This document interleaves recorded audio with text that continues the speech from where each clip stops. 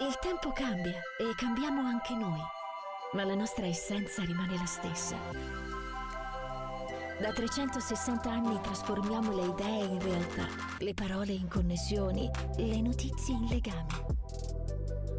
Siamo Gruppo Editoriale Atesis. Avviciniamo le persone e portiamo alla luce ciò che conta davvero. Siamo uniti dalla voglia di dare forma al mondo.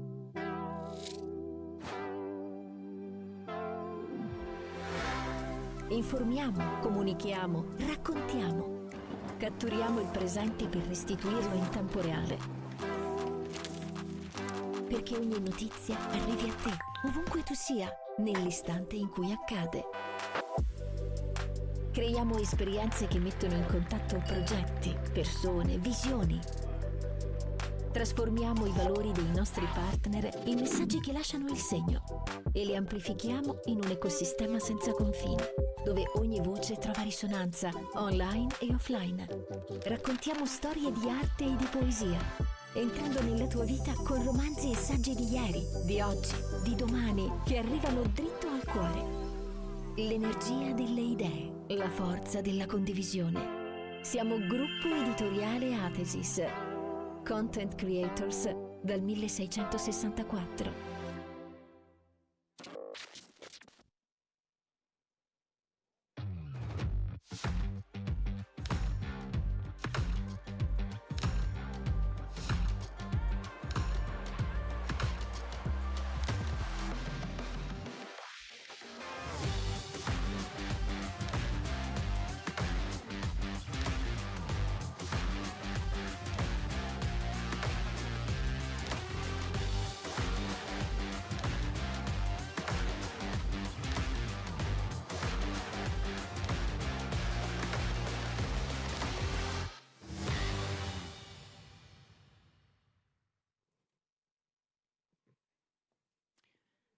Signore e signori, gentili ospiti, benvenuti alla seconda edizione di Guerra e Pace organizzata dal gruppo editoriale Atesis e dal giornale di Vicenza. Un appuntamento che intende offrire l'occasione per discutere sul disegno dei nuovi confini di una geopolitica sempre più frammentata, così come frammentata è la politica economica pericolosamente in queste settimane in ossequio al Vangelo del protezionismo. Abbiamo una serie di ospiti che ci aiuteranno a capire come le grandi potenze, l'Europa, intendono affrontare le prossime sfide globali.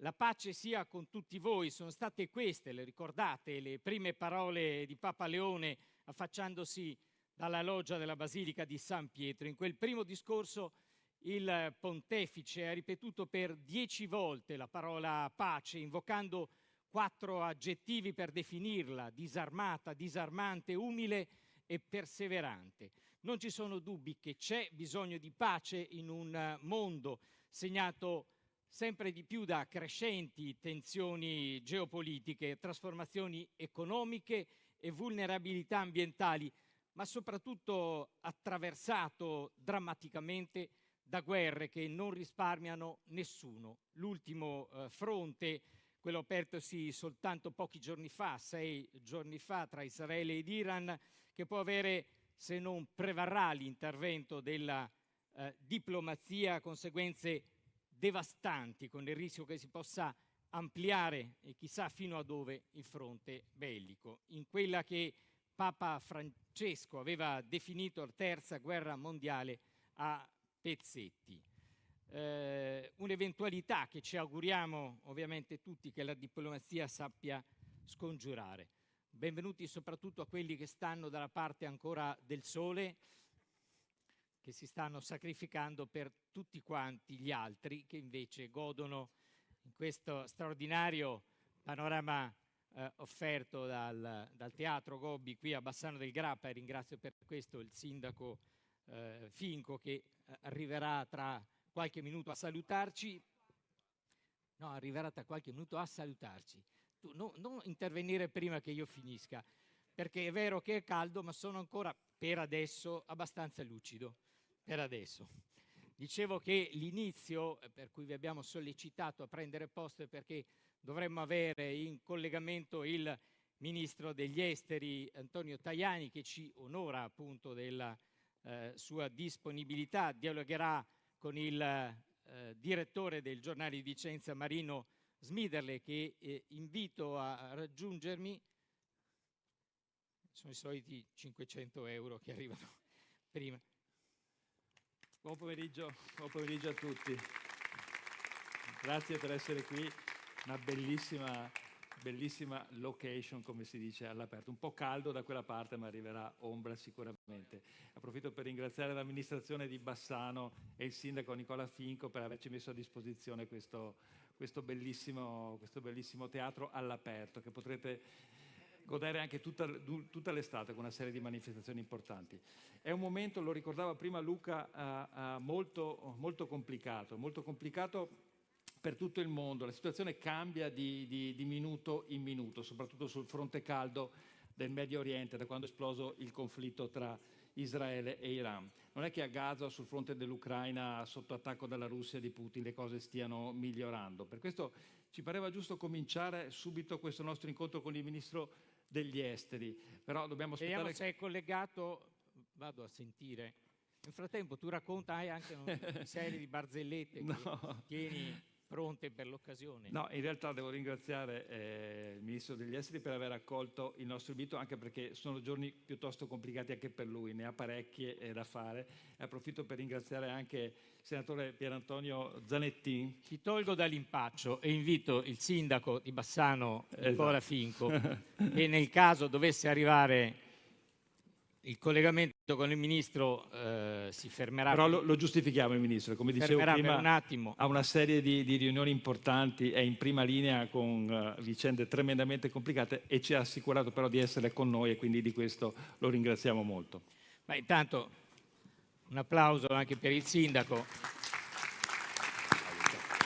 che mi diceva sempre: ma fate una serie di eventi importanti, non venite mai a Bassano perché siete vicenzacentrici, e così siamo venuti qua. Grazie dell'ospitalità. No, grazie a te Luca, grazie al direttore Marino, grazie a tutti voi, grazie anche al gruppo Atesis. Insomma, io quando mi sono insediato qualche mese fa ho avuto modo di incontrarmi con il direttore ma anche con Luca e ho detto: guardate, noi abbiamo un palcoscenico all'aperto che d'estate è sede di opere estate, però è anche aperto a eventi ovviamente di qualità. Ne abbiamo avuti anche la settimana scorsa, a momenti di confronto, di dibattito per far crescere il sapere e la conoscenza.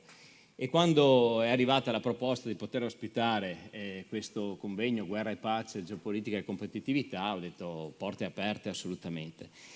Anche perché questo è un tema, no? Se penso una volta alla parola geopolitica, sì, forse qualche corso di laurea in scienze politiche e relazioni internazionali, però nessuno conosceva questo termine. Oggi è entrato nel nostro linguaggio quotidiano e oggi la geopolitica, al di là di purtroppo la situazione che stiamo vivendo a livello internazionale, insomma mezzo mondo in guerra, però oggi ci permette anche di capire, analizzare, approfondire anche il contesto internazionale sotto vari profili. Io penso sempre ai nostri giovani, no? Una volta un ragazzo nasceva in un comune, trovava un lavoro, si faceva la famiglia e poi moriva nello stesso comune dove era nato sostanzialmente, gran parte dei nostri vecchi. Oggi i ragazzi sono cittadini, non sono più cittadini veneti, bassanesi, italiani, europei, sono cittadini del mondo. E i ragazzi hanno la voglia di sapere, di scoprire, di confrontarsi e di relazionarsi. Quindi la geopolitica oggi diventa un elemento fondamentale per la crescita della nostra società, per la crescita dei giovani, per la crescita delle nostre imprese, per capire quali strategie adottare, per capire come funziona il mondo, per capire anche come affrontare tantissime sfide che abbiamo davanti, le sfide legate alla sostenibilità, all'ambiente, ai mercati internazionali. Quindi organizzare un approfondimento così oggi non è più un qualcosa per i solo addetti ai lavori, ma vuol dire parlare al pubblico, oltretutto un incontro aperto a tutti e, ripeto, conoscenza vuol dire anche sviluppare pensiero e sviluppare strategie. Nel nome di quell'elemento che avete fatto bene inserire quella parola nel titolo, che è la pace, che oltretutto è stata usata soprattutto al giorno del della proclamazione del nuovo Papa, che mai come in questo momento è un elemento fondamentale per uscire dalla situazione, dal contesto che abbiamo a livello internazionale. Quindi grazie veramente di cuore, e sappiate che Bassano vi ospiterà sempre ben volentieri. Ne approfitteremo. Grazie Nicola Finco, c'è il collegamento. Ringrazio allora il Ministro, grazie Ministro Tajani per aver accolto il nostro invito. Mi rendo conto che sono giorni molto, molto impegnativi per lei e per tutti, ma soprattutto per lei. È un momento complicato, dicevo. Partirei proprio con l'elezione di Trump, che a dire del presidente americano avrebbe dovuto favorire la pace, a cominciare dall'Ucraina, dove invece Putin ha intensificato i bombardamenti, e dopo le devastazioni di Gaza innescate dagli orrori di Hamas del 7 ottobre, ma arrivate a livelli insostenibili, ora si infiamma il fronte tra Israele e Iran con possibile coinvolgimento appunto degli Stati Uniti. Ecco, lei che ha l'ultimo aggiornamento, c'è ancora qualcosa che si può fare per spegnere queste guerre? L'Europa e l'Italia possono ritrovare un ruolo chiave? Ma intanto buonasera, grazie per l'invito. La situazione, lo sapete meglio di me, è veramente complicata. C'è una guerra in corso tra Israele e Iran, c'è una situazione che conoscete benissimo, che è quella della striscia di Gaza, e c'è una guerra ai confini tra l'Unione Europea e la Federazione Russa, cioè in Ucraina si combatte una guerra. E più ci sono tante guerre di cui si parla poco, però fermiamo su quelle che ci toccano più da vicino. L'azione dell'Italia è sempre stata volta a costruire la pace in tutte le occasioni, in tutti i vertici, anche oggi pomeriggio nei colloqui che ho avuto. Ho sempre insistito perché si potesse risolvere la questione a Gaza, perché si potesse risolvere la questione in Iran. Ho parlato oggi pomeriggio con il segretario di Stato americano Rubio, ho parlato con il ministro degli esteri dell'Iran, sempre cercando di lavorare per una de-escalation e per arrivare ad una situazione che potesse risolversi con un confronto di tipo diplomatico. L'Italia lo ha fatto anche durante l'ultimo G7 per quanto riguarda anche Gaza. Il Presidente del Consiglio si è impegnato moltissimo per cercare di spingere tutti a fare in modo che si arrivasse a un cessate il fuoco in un territorio che è stato colpito da bombardamenti che hanno provocato migliaia di morti tra la popolazione civile. Ecco, anche lì bisogna costruire. Noi attraverso l'Unione Europea stiamo facendo tutto ciò che possiamo, siamo protagonisti dentro l'Unione Europea, portatori di dialogo e di pace. Siamo quelli che, per esempio, nella striscia di Gaza abbiamo fatto entrare un convoglio delle Nazioni Unite qualche settimana fa, l'unica realtà delle Nazioni Unite che è entrata nella striscia di Gaza. Siamo il paese che ha accolto il maggior numero di palestinesi fuoriusciti da Gaza. Nessun altro paese occidentale ha fatto quello che abbiamo fatto noi, soltanto l'Egitto e il Qatar hanno gli stessi numeri del nostro paese. Abbiamo 1000 palestinesi che sono usciti da Gaza, compresi molti bambini che sono ricoverati nei migliori ospedali pediatrici del nostro paese. La pace si costruisce ogni giorno. Io credo in quello che ha detto Papa Leone XIV. La pace è anche qualcosa che riguarda la coscienza di ciascuno di noi. Noi incessantemente lavoriamo per raggiungere questo obiettivo, anche quando è difficile, anche quando sembra impossibile raggiungerlo. Noi non smettiamo mai di lavorare per costruire ponti, per costruire dialogo, sapendo bene che poi la pace deve essere la pace con giustizia. Non si può pensare, per esempio, che in Ucraina l'Ucraina possa essere sconfitta per raggiungere la pace. Quindi alcune cose devono essere fatte. L'Iran non può avere la bomba atomica perché rappresenta un pericolo per la stabilità di quell'area.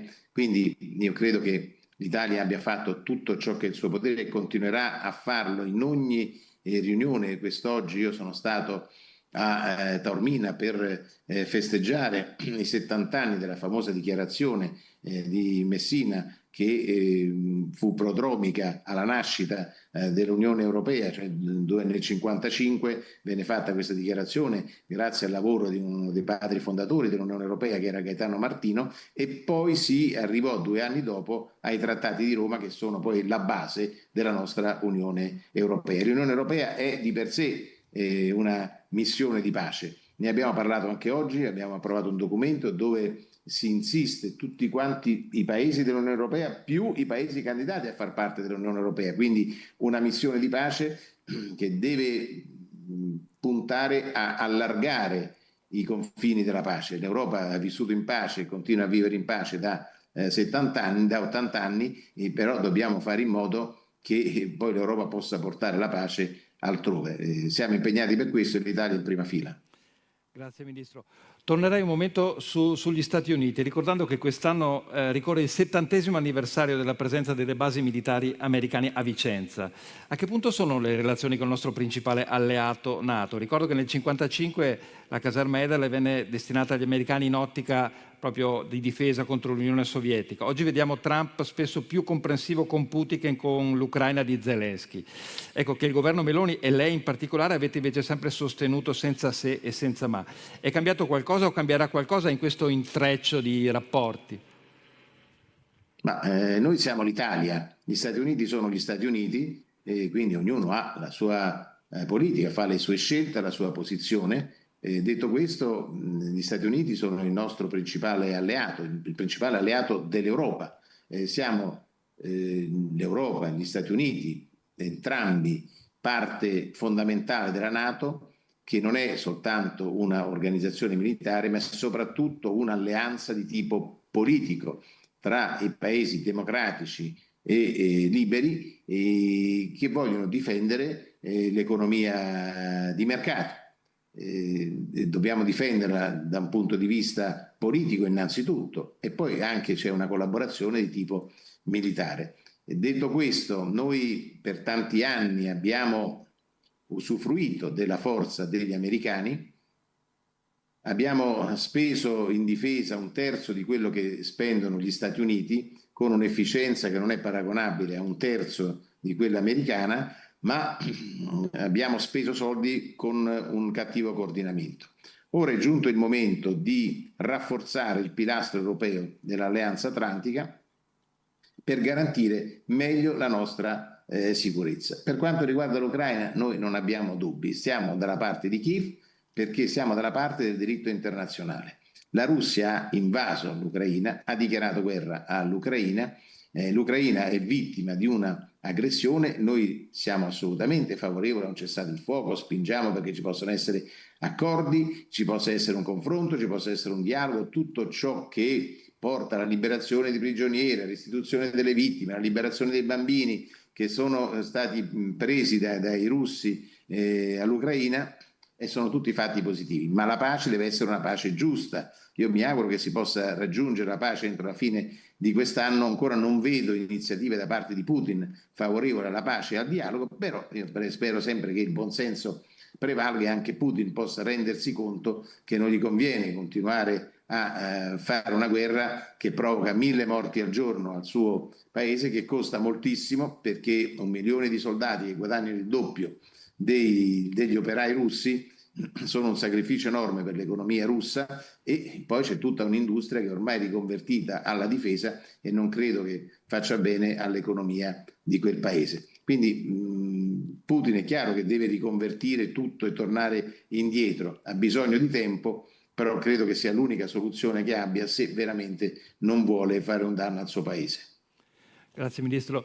Le faccio l'ultima domanda di economia, nel senso Vicenza è la terza provincia per export e teme l'evoluzione della questione dazi. Ogni giorno arrivano notizie contrastanti, prima positive, poi negative, non ci si sta molto dietro. Si potrà raggiungere un'intesa soddisfacente con gli Stati Uniti di Trump? E dall'altra parte, visto che le imprese vicentine nel frattempo guardano ad altri mercati, come sta andando sul fronte Cina e Mercosur? Ci sono prospettive incoraggianti? Allora, sono due fronti. Il fronte del dialogo con gli Stati Uniti, come sapete la competenza dell'Unione Europea se ne sta occupando il commissario Maroš Šefčovič, che è il commissario al commercio internazionale, che tratta in nome e per conto dell'Europa, accogliendo anche le nostre idee, le nostre proposte. Io sono in costante contatto con lui, il mio gabinetto si sente con il suo tutti i giorni, e io mi auguro che si possa arrivare ad un accordo che non sia pernicioso per la nostra economia. Detto questo, siccome per l'Italia l'export rappresenta il 40% del prodotto interno lordo, c'è un'esportazione di 623,5 miliardi di euro di beni, il mio obiettivo è quello di arrivare a 700 miliardi entro la fine del 2027. Noi abbiamo avviato una strategia che punta a rinforzare la presenza italiana in mercati diversi dagli Stati Uniti e dall'Europa, che non significa abbandonare gli Stati Uniti e l'Europa, ma mercati dove si può rinforzare ancora di più la nostra presenza. In Europa c'è un problema che si chiama Germania, ci auguriamo che la Germania possa ricominciare a crescere e soprattutto per il settore dell'auto si possa cominciare a esportare la nostra componentistica verso la Germania. Come verso gli Stati Uniti, io credo che si possa raggiungere un buon obiettivo continuando a essere presenti su quel mercato se compreremo di più, se internazionalizzeremo di più, cioè se più imprese italiane investiranno negli Stati Uniti. Questa sarebbe una buona copertura per continuare ad esportare in quel mercato. Poi ci sono i mercati da dove rinforzare la nostra presenza. Io penso all'India, penso al Giappone, penso al Vietnam, penso all'Indonesia, penso al Sudafrica, penso a tutti i paesi dell'area del Golfo, penso ai Balcani. Abbiamo organizzato già business forum come Ministero degli Esteri con tutti questi paesi e in tutti questi paesi. Anche per quanto riguarda la Cina, noi siamo usciti dalla via della seta, ma continuiamo ad avere un ottimo rapporto commerciale.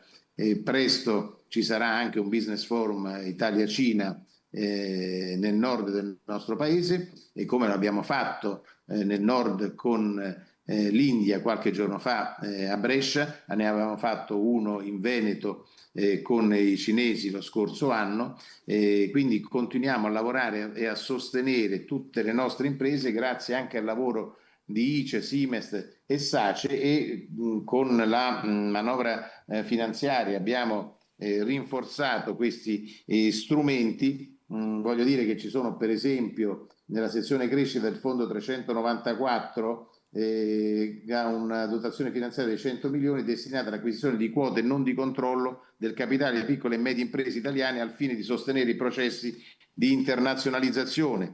C'è l'istituzione della sezione investimenti e infrastrutture, sempre nel fondo 394, 100 milioni destinati al sostegno delle imprese impegnate nell'esecuzione di contratti di interesse per l'economia italiana e grandi opere infrastrutturali in aree geografiche strategiche a partire dalla penisola arabica. Destinari dell'intervento sono le grandi imprese industriali italiane. Poi c'è la razionalizzazione e semplificazione in materia di sostegno alla internazionalizzazione. Abbiamo istituito una sezione denominata Venture Capital e prestiti partecipativi che subentra nelle attività gestite in precedenza dal fondo di Venture Capital. La misura permette anche di centralizzare nel comitato agevolazione presieduto dal mio Ministero tutti gli strumenti di accompagnamento alla crescita all'estero delle piccole e medie imprese italiane. C'è poi una nuova misura pure per l'America Latina che ho costituito dopo la missione in Argentina e Brasile dello scorso mese di ottobre.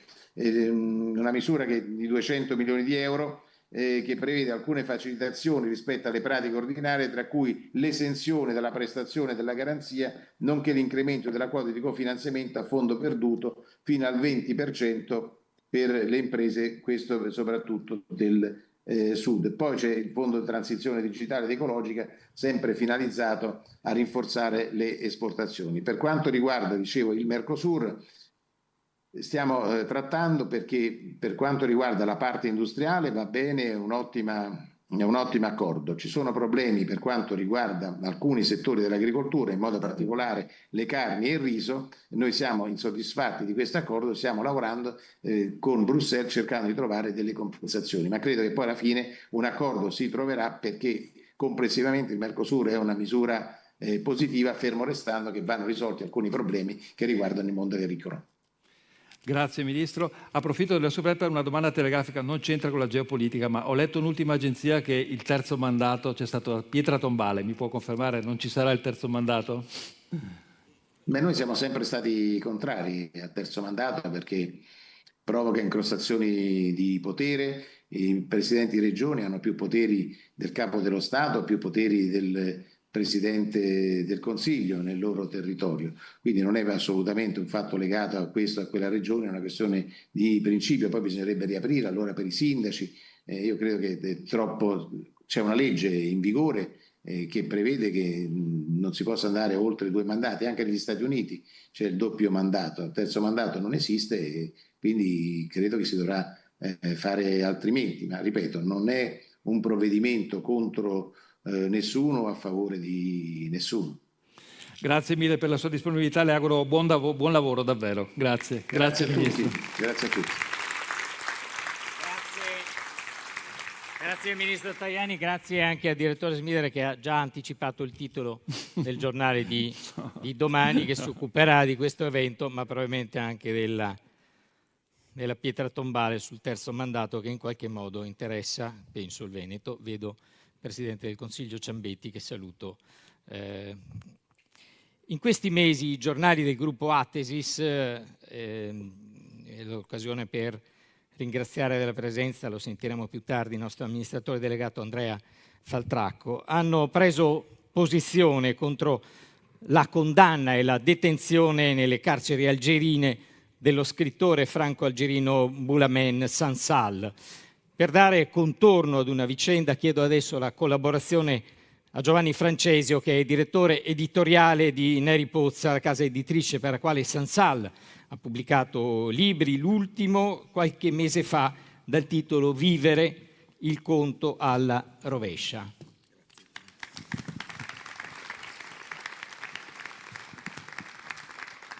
Buonasera. Adesso dovrebbe comparire il volto di Boulamen Sansal, eccolo qui. Come è stato detto, Boulamen Sansal è uno scrittore franco-algerino di quasi 80 anni. Neri Pozza è orgogliosamente da molti anni il suo editore, abbiamo pubblicato tutti i suoi romanzi, Il treno di Erlingen, 2084 e appunto Vivere, che è appena uscito, e anche il suo saggio più importante che si intitola Nel nome di Allah. Sansal, non ho il tempo qui di approfondire e spiegare bene quali sono i presupposti, i fondamenti politici, culturali, artistici di Sansal, però c'è una frase che ho trovato e che credo rappresenti bene il suo pensiero e rappresenti bene anche la situazione che si è venuta a creare. La religione mi sembra sempre più pericolosa a causa del suo lato brutale e totalitario. L'Islam è diventato una legge terrificante che non fa altro che promulgare divieti, bandisce il dubbio e i cui adepti più fanatici sono sempre più violenti, quando avrebbe dovuto ritrovare la sua spiritualità, la sua forza primaria. L'Islam deve essere liberato, decolonizzato, socializzato. Uno scrittore e un intellettuale libero, dunque, Sansal, laico, schierato contro tutti i fanatismi e contro ogni forma di oppressione, e anche un uomo coraggioso, tant'è che non ha mai deciso di trasferirsi definitivamente in Francia, non ha mai rinunciato a frequentare Algeri, la capitale della sua terra, nonostante amici, editori, colleghi gli sconsigliassero di frequentare Algeri e di andarci. Avevano ragione purtroppo, perché oggi questo coraggio rischia di costargli la vita. A novembre del 2024 Sansal è stato arrestato all'aeroporto di Algeri con l'accusa ridicola di avere minacciato l'integrità dello Stato algerino. È stato imprigionato e poi processato. Il processo non prevedeva la presenza dell'avvocato difensore, questo per darvi la misura di quello che è davvero successo. Ovviamente lo hanno condannato e lo hanno condannato a 5 anni di prigione dove si trova ancora adesso in condizioni di salute sempre più precarie, considerando l'età e considerando la qualità delle carceri algerine. Chiaramente, arrestando Sansal, si è voluto imprigionare il dissenso, la libertà di pensiero, la libertà di opinione, la libertà di parola, cosa che peraltro da sempre fanno le tirannie. Da quando è iniziato il caso Sansal, da novembre, abbiamo fatto tutto quello che potevamo per tenere alta l'attenzione sul caso. Il nostro amministratore delegato Andrea Faltracco ha persino scritto una lettera aperta all'ambasciatore algerino, lettera naturalmente rimasta senza risposta. Abbiamo raccolto firme, fatto appelli, abbiamo coinvolto scrittori e scrittrici italiani. Abbiamo organizzato un evento anche al Salone di Torino, dove ha partecipato Roberto Saviano, Sandro Veronesi, Francesca Mannocchi, Chiara Valerio, Paolo Flores d'Arcais. Quindi stiamo cercando di tenere alta l'attenzione, perché parlare di Boualem Sansal, parlare per Boualem Sansal è ovviamente l'unica cosa che possiamo fare, e io sono venuto qui oggi per parlare a voi di Boualem Sansal e per chiedervi per favore di fare altrettanto. Grazie. Giovanni, fermo, vieni qua un attimo. Ovviamente l'estate porta alla lettura dei libri. Il suggerimento che vi diamo noi è di frequentare i libri editi da Neri Pozza, che ha la soddisfazione peraltro di essere entrata con un libro tra i finalisti del Campiello. Il libro di Wanda Marasco, Di spalle a questo mondo, una soddisfazione veramente notevole, non capitava da tanti anni, dal 1999 per l'esattezza. Tra l'altro Wanda Marasco è stata anche finalista al premio Strega, insomma è certamente uno dei libri letterari del 2025. Quindi, sì.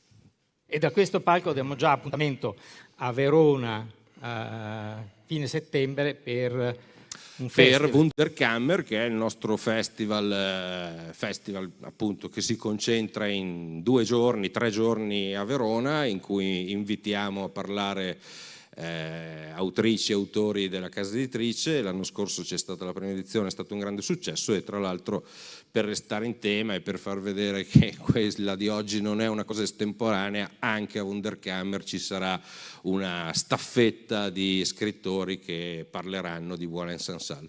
Grazie. Speriamo che sia inutile, speriamo che per settembre l'abbiano liberato, ma non ci faccio troppo affidamento. Grazie al direttore Giovanni Francesio.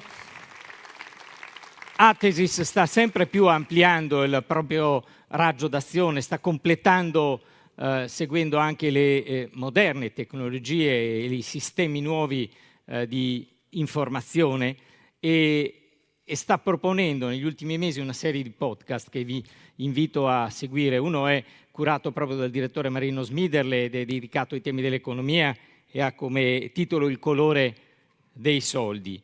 Ma ce n'è un altro freschissimo che è curato invece dal direttore dell'Arena e di Brescia Oggi, e che si chiama Tabula Mundi. Massimo Mammoli ci racconterà la geostoria, cioè le parole che in qualche modo interrogano il tempo e il mondo. Possiamo vedere anche una presentazione o sentire una presentazione. Athesis Podcast Network. Un fatto, un fenomeno, un grande avvenimento. Vi racconteremo perché una parola può diventare una chiave interpretativa per capire il mondo. Perché siamo arrivati a questo? Da cosa ha origine quello che sta accadendo? Compiremo un viaggio a ritroso, uno specchietto retrovisore sotto la superficie della grande cronaca, della politica, dell'economia, per dare ai nostri lettori e ascoltatori gli strumenti per non essere solo contabili della realtà, una connessione temporale, per ridarci la consapevolezza del tempo senza aspettare che sia il tempo a dare un senso breve a ciò che accade. Sono Massimo Mamoli, direttore dell'Arena, di Brescia Oggi e direttore editoriale della Gazzetta di Mantova, e questa è Tabula Mundi.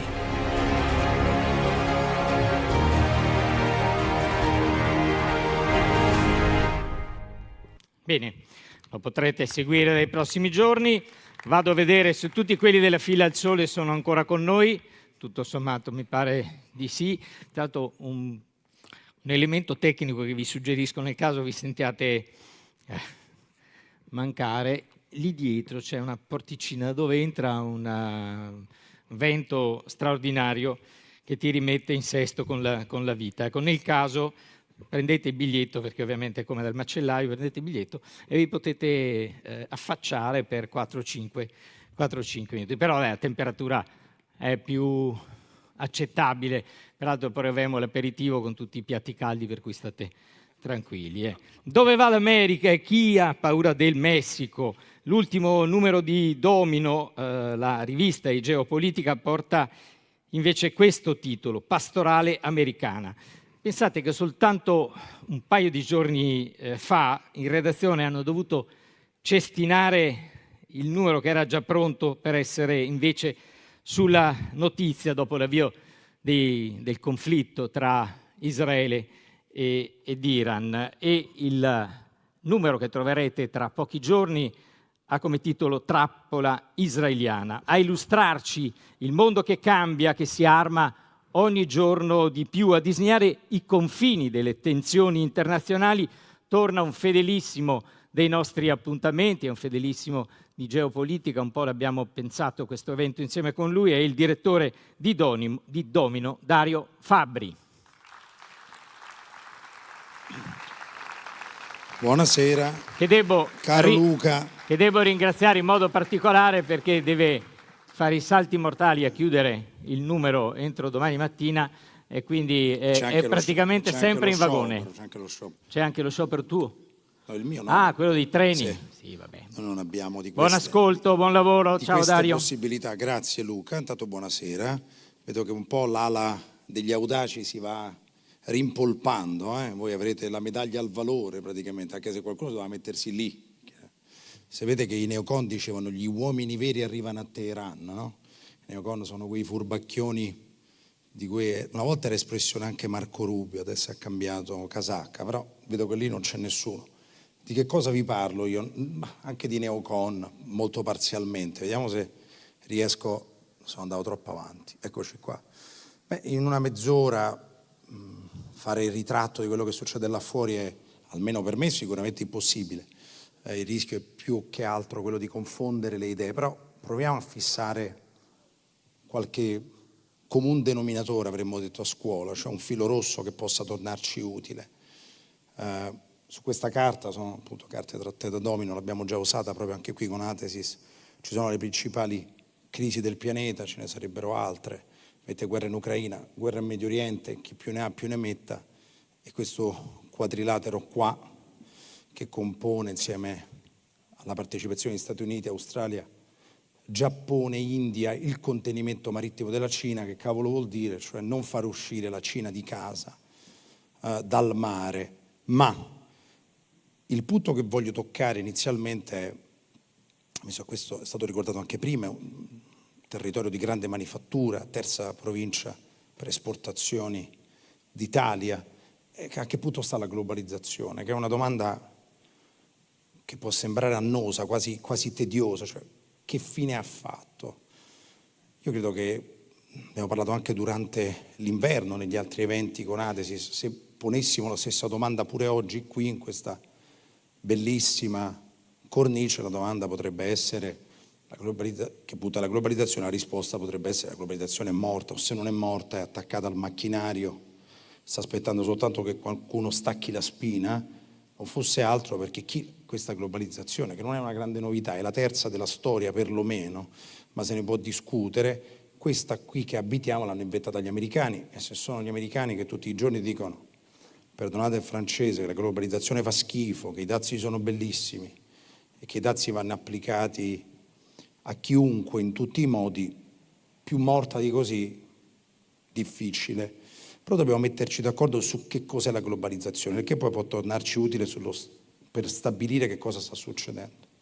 Perché nelle stesse settimane in cui l'amministrazione Trump prende a picconate la globalizzazione sul piano ideologico, dicendo appunto che fa schifo, nelle medesime settimane fa anche cose apparentemente un po' strane, cioè la scorsa primavera ha intensificato i bombardamenti qui contro gli Houthi sono un partito politico yemenita, Ansar Allah, che ha questo nome eponimo che prende dal suo primo comandante, che era Hussein Alut, non sono pirati, agiscono nello stretto di Bab el-Mandeb, che è questo qui, largo circa 50 km nella parte più stretta, divide la penisola arabica dal Corno d'Africa, ci passa poco meno del 20% del traffico mercantile globale, circa il 15% dell'approvvigionamento energetico del nostro spassoso e allegro paese, che non saprebbe neanche metterlo su una mappa, lo stretto di Bab el-Mandeb, ed è convinto che gli Houthi siano dei pirati, quei pochi che li hanno sentiti nominare, ma gli Houthi non hanno imbarcazioni, quindi è un po' complesso che siano pirati, utilizzano droni per attaccare il traffico mercantile, droni di produzione iraniana con componentistica cinese che al pezzo costano tra i 60 e i 70 mila dollari, dipende quanti ne comprate, e con quelli attaccano il commercio. Nelle ultime settimane l'amministrazione Trump ha notevolmente intensificato i bombardamenti contro gli Houthi per poi firmare una falsa tregua senza essere riuscita a cavare granché. E nelle stesse settimane, sempre l'amministrazione Trump, in vista della sfuggita, ha chiesto all'Egitto di non pagare più la tassa di passaggio nel canale di Suez. E poi due notizie che invece conoscete di certo molto meglio. Sapete che questa amministrazione vuole le due principali strutture portuali di Panama, che peraltro gli Stati Uniti hanno controllato fino al 1999, il canale di Panama, quindi non è proprio una novità, strutture portuali che negli anni sono finite nelle mani della Cina, che dovrebbero essere rilevate da alcune società, dentro ce n'è anche una molto nota italiana, principalmente con i soldi di BlackRock. E poi, ultima notizia che conoscete forse ancora meglio, gli americani vogliono la Groenlandia, anche questa non è proprio una novità, l'hanno posseduta per oltre un decennio a cavallo della seconda guerra mondiale, hanno più volte chiesto quanto costava la corona danese tra l'800 e il 900 e adesso la rivogliono. Che c'entra tutto questo con la globalizzazione? Dobbiamo metterci d'accordo su che cos'è la globalizzazione. Noi conosciamo la globalizzazione, purtroppo, e questo ci viene insegnato soltanto nella sua dimensione ideologica, cioè la globalizzazione è sinonimo del libero commercio, ma questa è un'invenzione. Non fosse altro perché il libero commercio non è mai esistito un solo giorno nella storia dell'umanità, che non è un'iperbole, proprio mai, neanche un solo giorno. Notoriamente i nostri poveri amici fenici si beccavano un sacco di gabelle, i romani applicavano dazi a tutti coloro che provenivano da fuori dell'impero. Cioè il liberismo è una finzione. Certo, gli americani hanno raccontato così la globalizzazione, quindi noi che siamo non proprio i più brillanti dei brillanti crediamo quasi a tutto ciò che dicono, quindi adesso ci sentiamo un po' spersi, dice ma come prima potevo produrre a Kathmandu e esportare su Marte, adesso non lo posso più fare. Ma la globalizzazione nella sua dimensione strutturale è il controllo dei mari da parte americana, non è mai stata altro strutturalmente. L'anno scorso il 93% delle merci su questa terra ha viaggiato via mare, l'unico modo per fare il mercato globale è controllare i mari. E mentre l'amministrazione Trump la piccona sul piano ideologico, la rafforza su quello militare, perché i mari si controllano dominando gli stretti. Alcuni li ho citati, Bab el-Mandeb, Suez, Panama, la Groenlandia che teoricamente è l'isola più grande del mondo ma non l'ha mai vista nessuno, quindi è ricoperta dalla calotta artica, quindi vattene la pesca, quanto è grande letteralmente non si sa, è come quando lasci qualcosa a lungo nel congelatore, poi lo vai a recuperare dopo qualche giorno, c'è questo involucro di ghiaccio, dice quante polpette c'erano, dice adesso principalmente non lo so, più o meno la Groenlandia è lo stesso, le stime sulla Groenlandia vanno sempre prese così in tono favolistico. Ciò che conta la Groenlandia, al di là delle risorse, e più di qualcuna ne ha, è dove si trova, cioè siede al sedere sulla rotta artica, il che conta molto di più, perché i mari si controllano passando da un mare all'altro. E quindi la globalizzazione come sta? Sul piano ideologico malissimo, sul piano strutturale meglio adesso di 5 anni fa. E che significa? Che gli Stati Uniti, che sono composti da esseri umani, quindi sono matti, ma fino a un certo punto, no? Gli esseri umani hanno un grado di follia, dipende dai casi, sono pazzi ma non al punto da distruggere la globalizzazione che è sinonimo della loro egemonia globale, anche se sono molto stanchi, anche molto ideologici in questa fase, ma vogliono qualcos'altro che tra poco vediamo insieme. Ci togliamo subito il discorso medio orientale perché non possiamo farne a meno.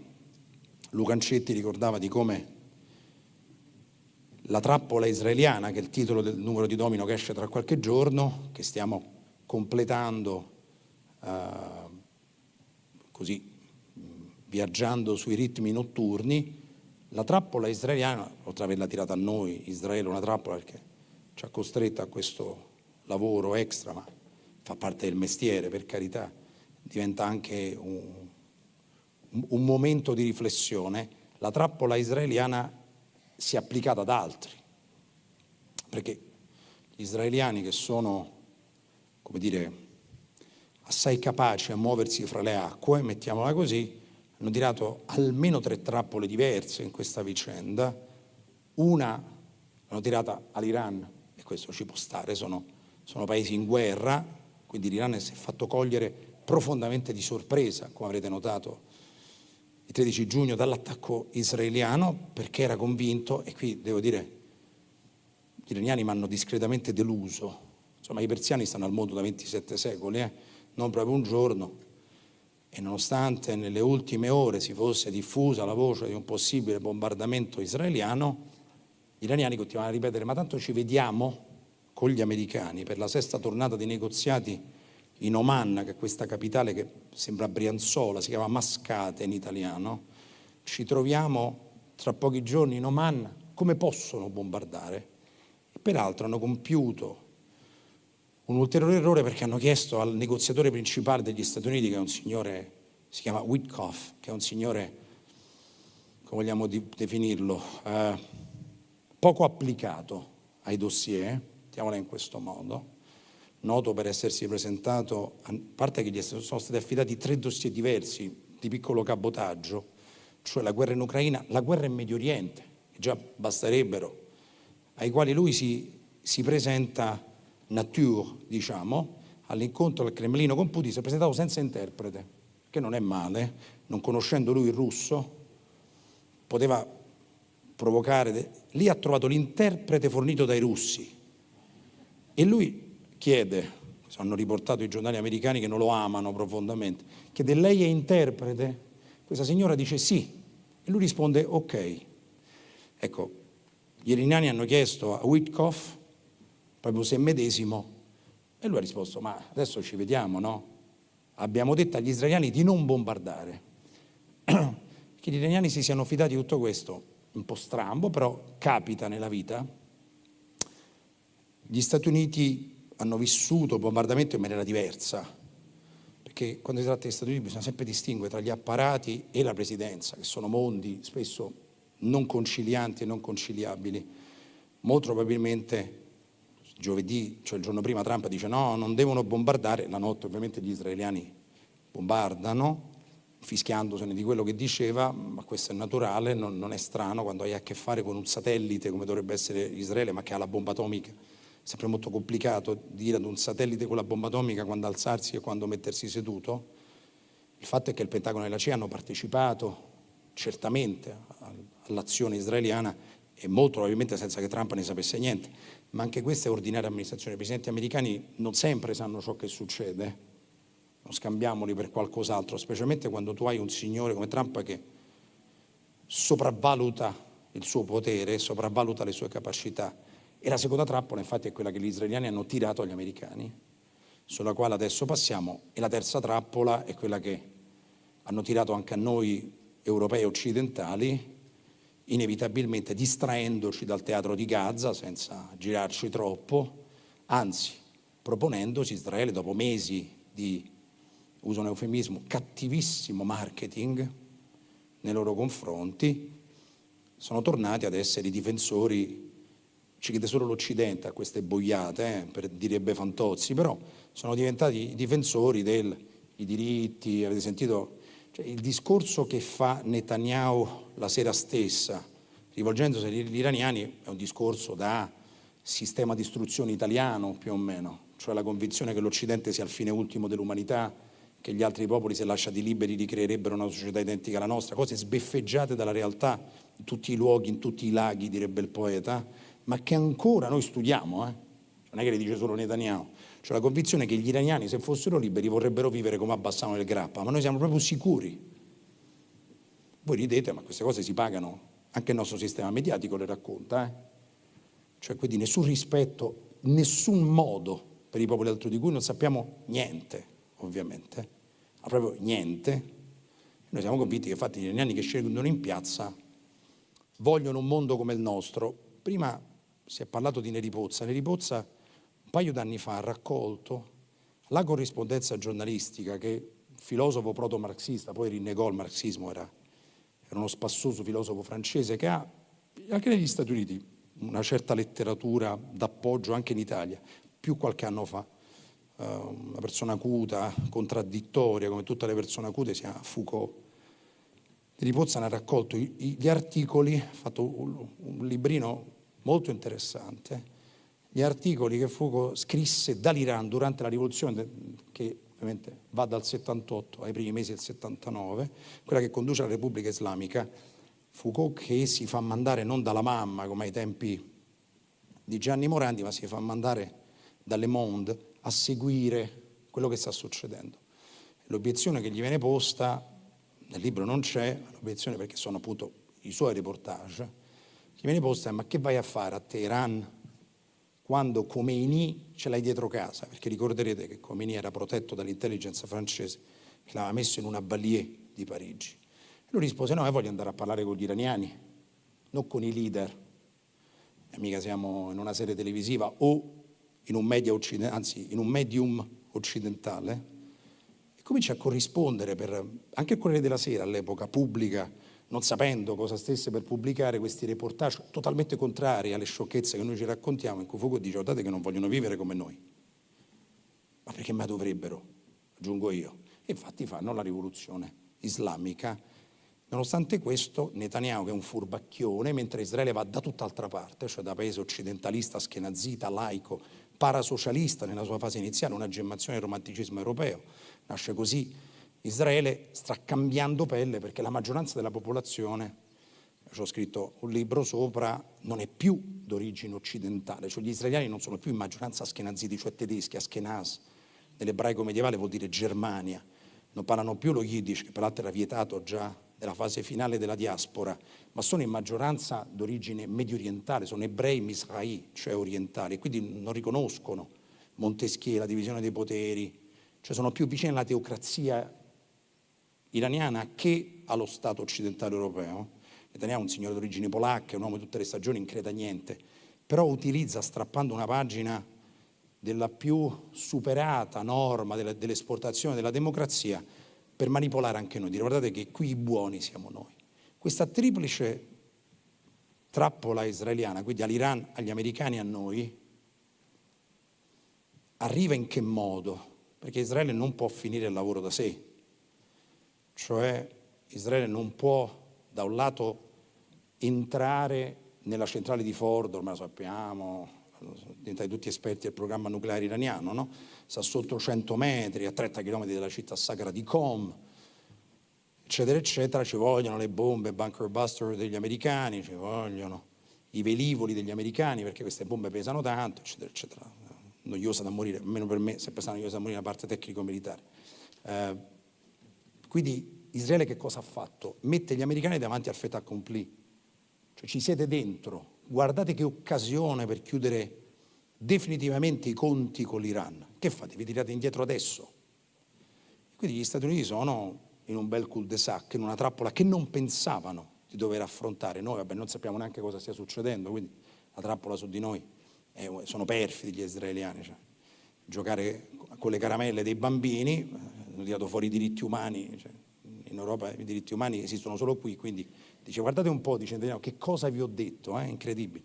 Immagino il ghigno di Ben-Gvir e Smotrich quando Netanyahu parlava di diritti umani. È fantastico. Che può succedere qua? Bisogna sempre cavarsela con un algoritmo che non lo so, che è l'algoritmo migliore nella vita. Può succedere che gli americani sanno che fare, ma non Trump, che conta molto relativamente. In queste ore in cui Netanyahu chiama al Pentagono e dice molto semplicemente: dovete calcolare che avere a che fare con gli israeliani è complicatissimo per un'amministrazione politica, perché tu è come se parlassi sempre con una giunta militare. Sono stati tutti ufficiali delle forze armate, tranne uno, Ben-Gvir, che fu riformato perché estremista, ma poi gli hanno dato una sua milizia. Gli altri sono tutti ufficiali in congedo delle forze armate israeliane, tutti quanti. Quindi immaginate Trump, che su una carta muta non saprebbe individuare l'Iran, ma non per scherzo, che discute, ovviamente non lo fa davvero, ci parla al Pentagono, ma in queste ore in cui chiamano il Pentagono sta dicendo agli israeliani: noi non possiamo decidere, davvero sarebbe un golpe militare negli Stati Uniti, possiamo decidere noi del bombardamento di Fordo, per questo siamo nel non lo so. Vediamo se gli americani si cacciano in questo, nella trappola israeliana, che può essere anche feconda per chiudere il rapporto con l'Iran, oppure meno. Chiudo invece io sull'Iran per poi proseguire sul resto della globalizzazione. Il punto è che ci può essere anche un rovesciamento del regime in Iran, ma non per quello che immaginiamo noi da qui. Cioè i popoli imperiali come i persiani, che sono il 60% della popolazione, l'Iran è un impero, ha solo il 60% che pertiene al ceppo dominante, che sono i persiani. Il resto sono altri popoli, tra cui i curdi, che sono cugini dei persiani. I curdi, che conoscete forse meglio, sono iranici come i persiani, ma che gli iraniani considerano grandi traditori perché non proprio un giorno fa, nella prima metà del Cinquecento, nostro Cinquecento ovviamente, si schierarono con i turchi contro i persiani nella battaglia di Chaldiran. È da allora che non li riconoscono. E poi ci sono i baluci che addirittura stanno qua. I baluci non sono sciiti, sono iranici pure loro. Quando gli iranici sono sunniti e non sciiti, anche i persiani una volta lo erano, è perché non si conformano al canone persiano. Quindi i persiani sono questa complicazione qua, che nella nostra testa non sogna altro che stare a casa la sera a vedere le serie televisive che noi rintronati guardiamo. Ma noi ne siamo proprio convinti, Poi scatta l'aperitivo, dice che c'è di più bello. L'Iran ha il 70% della popolazione sotto i 40 anni, sono giovani veri, non giovani per modo di dire, vogliono stare nei libri di storia. Davanti a un'umiliazione come quella che stanno subendo è possibile che rovescino il regime, non è probabile, ma è possibile, per metterne uno che è più simile a una giunta militare, se possono decidere da soli. No? Dicevano i greci, attento a che cosa desideri perché potrebbe avverarsi, chissà. Tornando invece alla nostra globalizzazione, questo è il sogno degli amici di Trump, cioè vedete c'è anche il Canada, di cui va bene, il Canada non è una cosa seria, Panama e Groenlandia sì, ovviamente il Canada no, anche perché da questa carta facilmente intuite che il Canada è più grande degli Stati Uniti d'America, quindi per carità, sopra il Canada utile, come lo chiamano i canadesi, che questa fascia qui non ci abita nessuno, però il Canada è complesso farlo diventare il 51esimo Stato. Ma allora che vogliono fare gli americani della globalizzazione? Perché una delle ragioni per cui si fanno tirare in trappola così da Israele, succede spesso, anche i romani capitava di essere tirati in trappola dai loro clientes, perché il centro dell'impero è distratto, molto semplicemente, non è una questione di Trump o meno, i presidenti degli Stati Uniti hanno quasi nessuna rilevanza. Il punto è che il centro dell'impero è molto distratto di solito, perché ha un sacco di cose di cui occuparsi, figurarsi un impero globale. E quello che stanno facendo gli Stati Uniti è oltre, cioè è oltre il Medio Oriente. Dicevo, se non vogliono distruggere la globalizzazione, che è loro, che cosa cavolo vogliono? Perdonate il cosa. La retorica trampiana dice che i dazi sono tutti uguali. Vi ricorderete che qui ad Atesis, oltre che su Domino, io raccontavo che il Presidente degli Stati Uniti non abbia il potere di applicare i dazi, poi non è che ci volesse un fenomeno, il Presidente degli Stati Uniti non ha quasi nessun potere, quindi neanche sui dazi, ma vedete il nostro come si ingrossa, diventa tutto rosso, perché Trump vorrebbe essere un autocrate e combatte tutti i giorni con l'assenza di potere che lo disturba. E poi c'è stato un intervento adesso di una corte, specialmente quella del commercio. Negli Stati Uniti si andrà verso la Corte Suprema per stabilire se almeno in caso di emergenza nazionale, in ordinaria amministrazione no, mai, ma almeno in caso di emergenza nazionale il Presidente può applicare dazi da sé. È disputata, quindi la lasciamo da parte questa vicenda, facciamo finta di sì.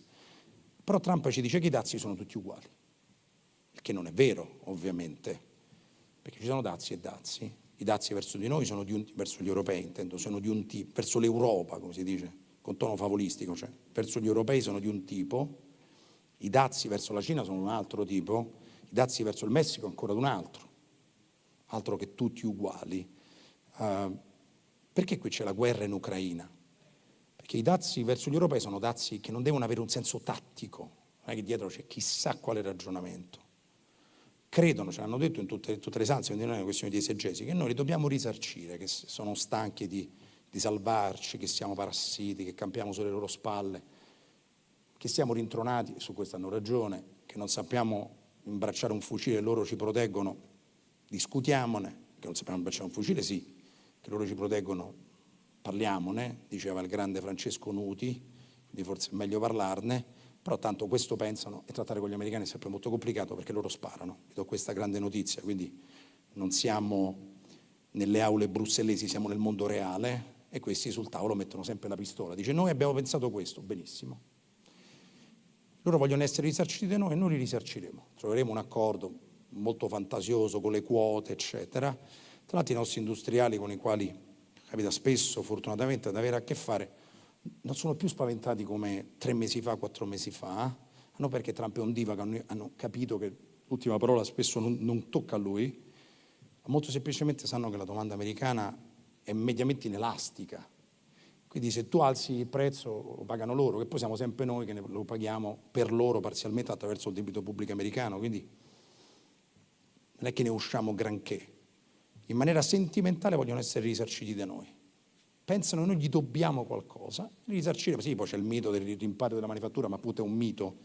Gli Stati Uniti, poi una parte la puoi anche rimpatriare, non è che possono diventare un paese esportatore, fanno un altro mestiere, fanno il compratore d'ultima istanza.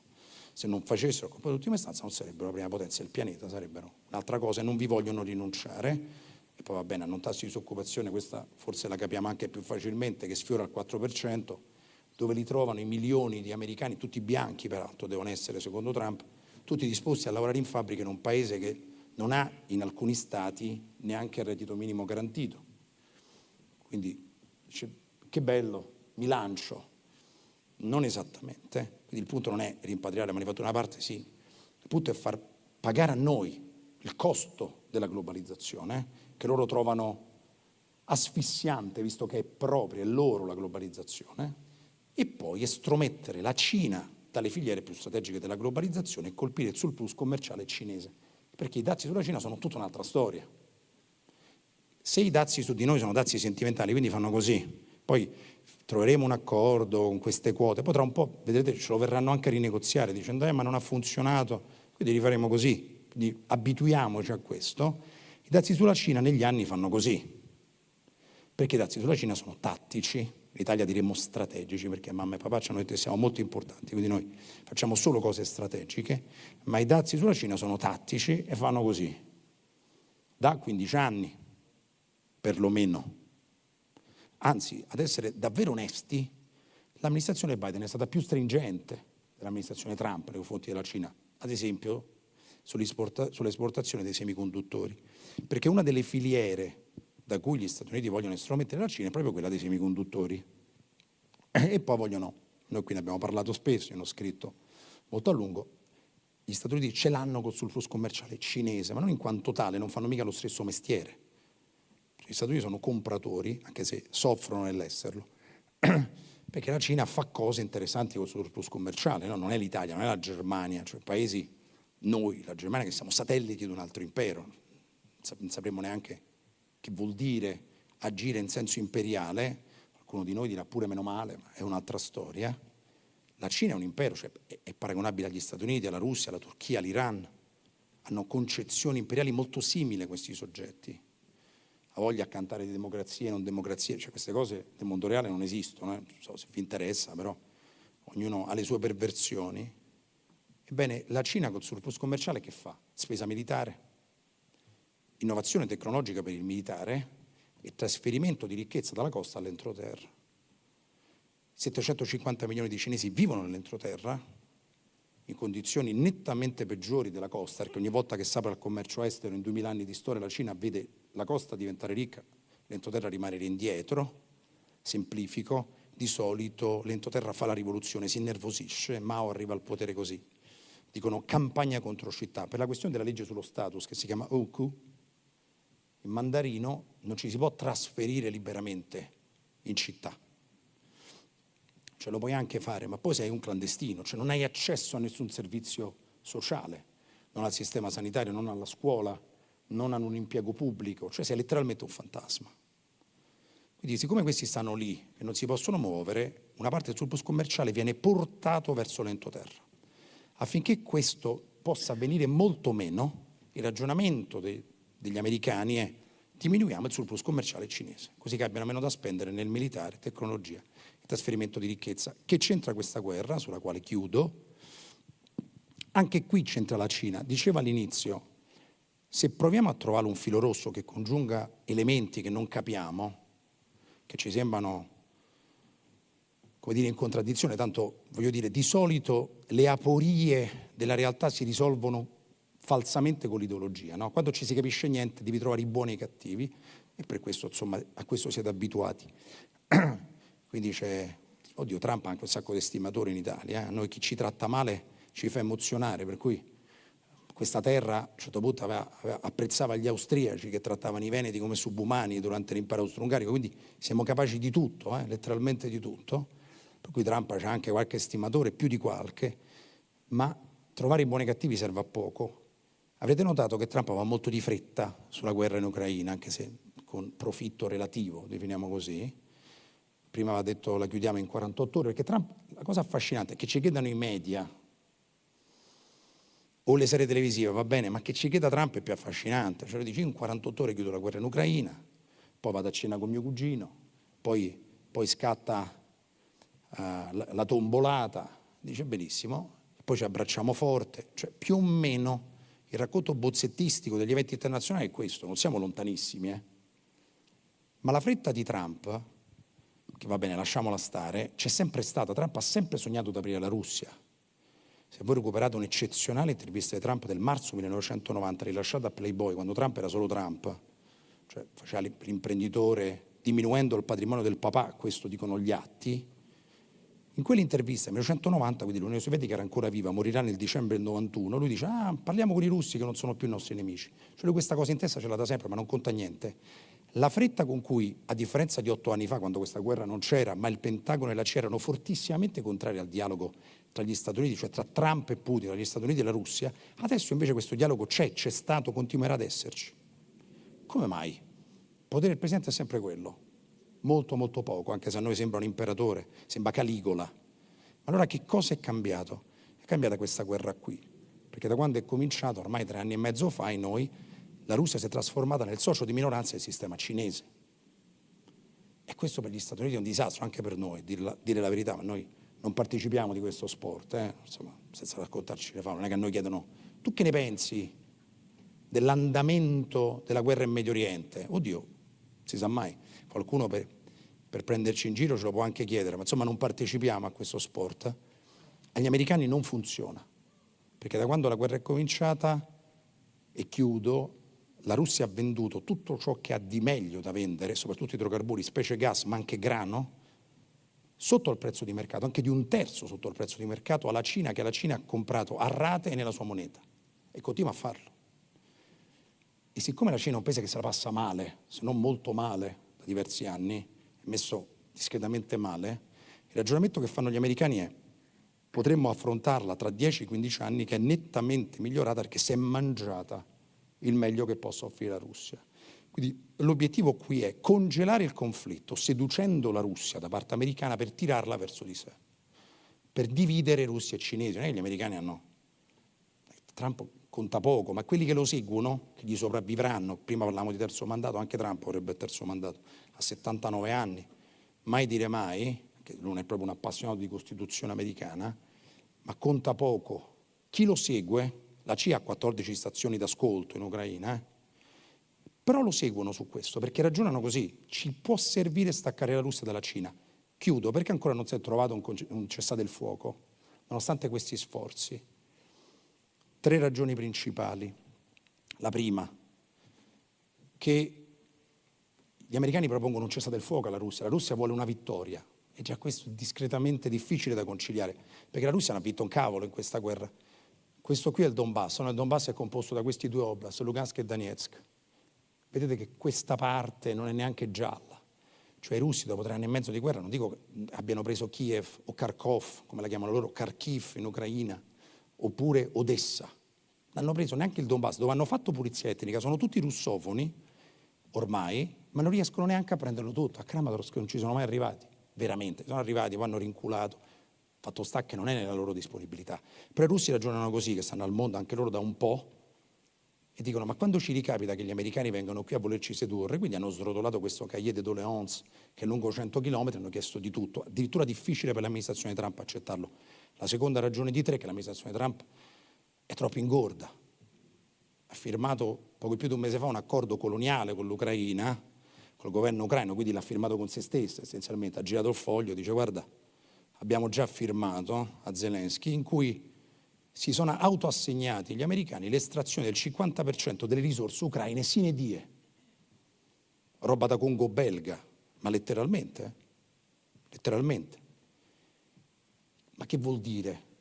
perché questo complica il cessate il fuoco, perché gli americani tra il bluff del bluff, cioè quello ce ne andiamo, che è un classico bluff di tutti gli imperi, ma se tu firmi un contratto in cui vuoi estrarre all'infinito le risorse ucraine, non te ne stai andando. E per estrarre le risorse ucraine, ovviamente gli americani non è che vanno col giacchetto sulle spalle perché la sera fa freddo, no? Si portano i contractors, cioè i militari privati, a centinaia, legalmente, già ci stanno i militari americani ufficiosamente, ma adesso ci andranno legalmente. E i russi dicono, allora, terza ultima ragione, è estate, ve ne sarete accorti, vedo riesumati i ventagli che mi ricordano la mia povera nonna, d'estate è rarissimo che le guerre finiscano quasi mai purtroppo, quasi tutte le città italiane, non so se a Bassano ci sia, quasi tutte le città italiane hanno via 4 novembre, no? Che è il giorno dell'armistizio di Villa Giusti, quando finisce quella che noi chiamiamo la prima guerra mondiale, che il mondo non ha mai visto, ma secondo noi è esistita, detta anche grande guerra, e finisce a novembre, che non è proprio estate, perché d'estate purtroppo i soggetti combattenti dicono c'è visibilità, non c'è il pantano, posso rosicchiare terreno. Quindi mi stupirei molto se in questi mesi si arrivasse a un cessate il fuoco, credo se ne riparlerà più correttamente, concretamente a settembre-ottobre, ma in questi casi, mai come in questo caso, sarebbe bello sbagliarsi. Grazie, buon proseguimento. Grazie, ma puoi prenderti anche l'applauso. Di che squadra sei tu, caro Luca? Io volevo chiederti questo, tu di che squadra sei? Io sono del Vicenza e poi tifo anche la Roma. Oh, arrivederci di nuovo. Scusa, volevo dire che i due che arrivano sono per arrestarti, li abbiamo messi in divisa. Sono troppo eleganti. No, li ha mandati Trump. Sì, per la simpatia che gli hai espresso, ti ringrazio. Grazie a Dario Fabbri. Saluto il presidente di BVR Banca Maurizio Salomoni, il direttore generale Claudio Bertollo. BVR è con noi in diversi eventi, attraversa il territorio, eravamo a Vicenza, oggi siamo a Bassano, del resto è l'attività che vi porta ad essere rappresentati e rappresentativi con la vostra azione di banca sul territorio non solo vicentino. Presidente. Sì, grazie Luca, intanto grazie dell'invito e ringrazio chi ha organizzato l'evento, il gruppo Atesis con la giornata di Vicenza e anche chi ci ospita, Bassano e il sindaco. È un piacere essere qua, è diventata una consuetudine, abbiamo iniziato un percorso che fa parte un po' anche del nostro stile di banca, di essere vicino al territorio, vicino alle persone, ai clienti e ai soci. Noi abbiamo un ruolo sociale come banca e soprattutto anche dei valori, diciamo, etici, morali. Il valore sociale è che assieme alle imprese, alle famiglie, siamo riusciti a far sviluppare e crescere il mondo economico nel nostro territorio. Un bene immenso. Noi abbiamo un territorio che parlavo prima con la Presidente di Confindustria, è il terzo chiaramente per export in Italia, ma io quando vado in giro a parlare per la nostra banca anche fuori dalla regione, tutti quanti riconoscono e mi dicono voi nel Vicentino siete bravi perché siete una potenza. Noi siamo una potenza, siamo diventati forti a livello imprenditoriale, a livello bancario, a livello professionale, anche io come studio, come lavoro. Perché? Perché abbiamo un motore trainante che è il territorio, c'è poco da fare. Abbiamo questa fortuna e quindi noi siamo una banca a livello regionale, siamo cresciuti negli ultimi anni anche perché abbiamo avuto il coraggio e anche la forza di unirci. Banche di Pedemonte, Banca di Roana, Banche di Verona, Banca di Rovigo e anche Banca di Bassano.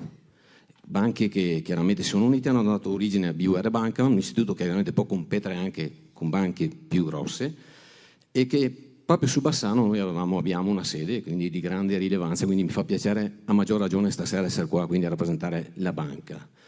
Un ruolo sociale, abbiamo sempre erogato anche in momenti critici, in momenti di difficoltà e oggi lo si legge, si chiede, si chiama in causa le banche perché dicono in questo momento ci si accorge forse che magari i cordoni vengono un attimo rallentati, c'è un attimo di difficoltà a erogare il credito. Noi l'abbiamo sempre fatta anche in momenti di difficoltà, siamo sempre stati vicini alle imprese ed è una promessa che faccio, che mostro la faccia senza problemi, la garanzia che do è che noi ci saremo se c'è difficoltà, l'abbiamo sempre fatto, chiaramente rispettando le norme sul credito, questo è pacifico.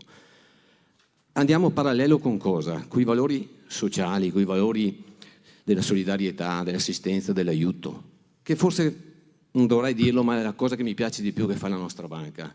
Dare una mano al territorio anche nel sociale, nelle erogazioni a chi ne ha bisogno, agli asili, ai patronati, alle pro loco, a tutti chi ne ha bisogno, e ve lo posso dire, ci sono un mucchio di associazioni che chiedono, che hanno bisogno, ci sono tante persone che fanno tanto lavoro in silenzio ed è il minimo che noi dobbiamo fare per dare una mano a loro ed è la cosa che piace di più.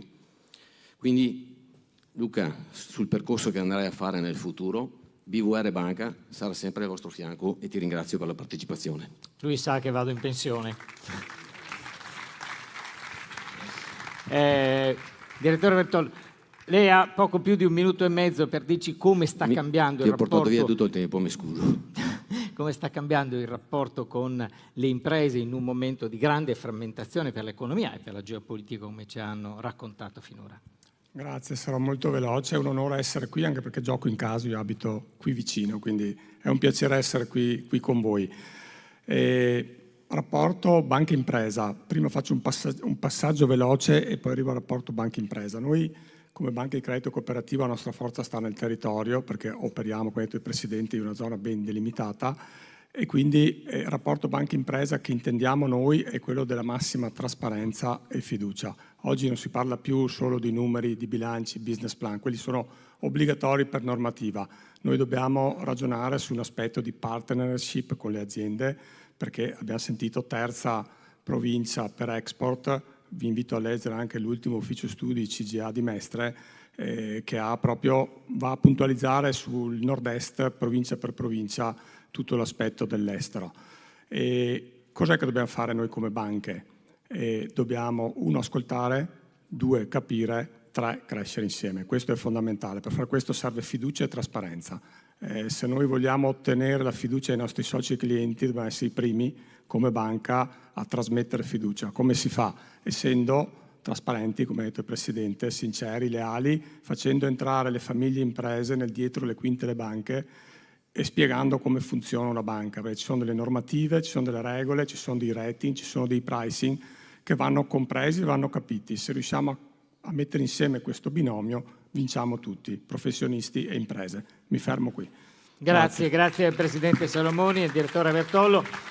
Che bello quando in banca erano in giacca e cravatta. Grazie e arrivederci. Grazie. Adesso li troviamo in t-shirt. Secondo momento, abbiamo più volte parlato di impresa, di come gli imprenditori riescono ad affrontare questa situazione. È con grande piacere che ospitiamo, forse in una delle sue prime uscite pubbliche, la neopresidente di Confindustria Vicenza, la dottoressa Barbara Beltrame Giacomello. Benvenuta. Grazie. Benvenuta, Presidente. Grazie mille. Le lascio scegliere destra o sinistra? Vabbè, dai. Metto qua. Facciamo così. No, perché così vedo il tempo che ci corre. Benvenuta, grazie della disponibilità. La sauna era compresa nel prezzo, quindi cioè non ci deve niente. Presidente, secondo l'Economist proprio di oggi, gli investitori non si farebbero influenzare dagli eventi bellici, ma intanto noi vediamo che le borse faticano, per la verità hanno segno negativo, lo spread sale. Ecco, come riuscite a navigare voi imprenditori in questo mondo che ha aperto 6 giorni fa un altro fronte, quello più preoccupante di fuoco incrociato tra Israele ed Iran? Ecco, cosa succederebbe se gli USA, se Trump o chi per esso, come ci ha spiegato Dario Fabbri, decidesse di attaccare l'Iran? Tanto buonasera a tutti, è un piacere essere qua, grazie anche dell'invito e di avermi chiamata come prime uscite qui a Bassano, dove sono molto contenta, a dirti la verità, come prima uscita essere qua. Il sindaco è andato via, però volevo dirglielo, insomma, però ci siete voi. Devo dire che noi imprenditori viviamo crisi tutti i giorni. Abbiamo un'incertezza globale, credo ormai da 6-7 anni, non possiamo più pianificare niente che non sia un day by day o a 6 mesi. e neanche a 6 mesi oramai, vediamo appunto cosa è successo e cosa ci raccontano.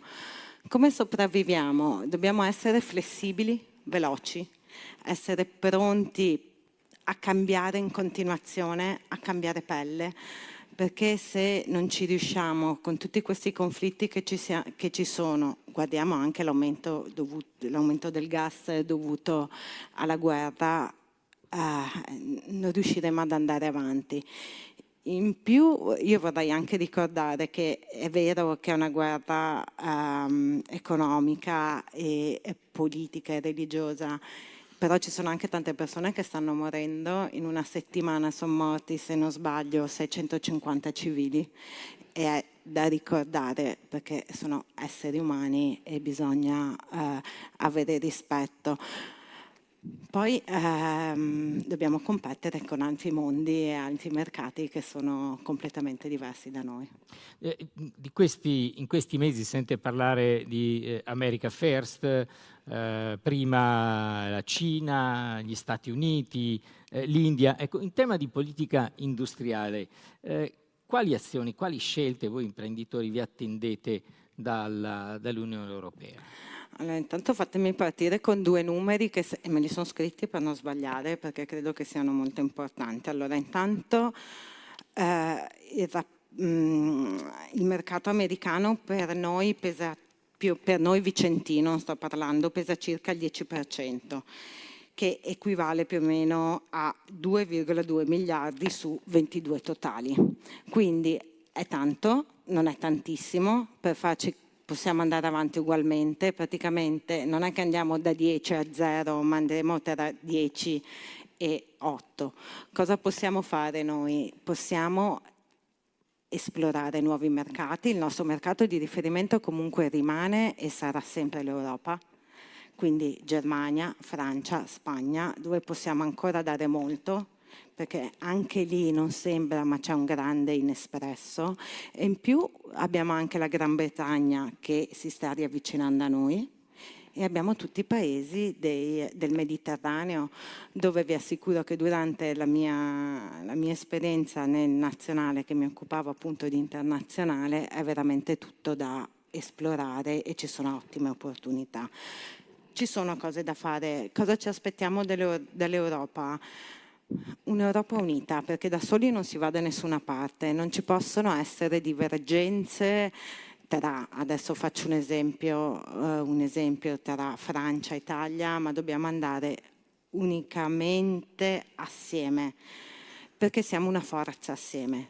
Sta a noi, vogliamo rimanere piccoli, continuiamo in questa maniera. Vogliamo crescere, uniamoci tutti assieme, perché sennò non facciamo niente. Oggi si parla sostanzialmente tutti i paesi di protezionismo, ma insieme ai dazi Trump lancia anche una nuova crociata, che è quella di richiamare in patria le aziende e rilanciare il manifatturiero. È una minaccia? Allora,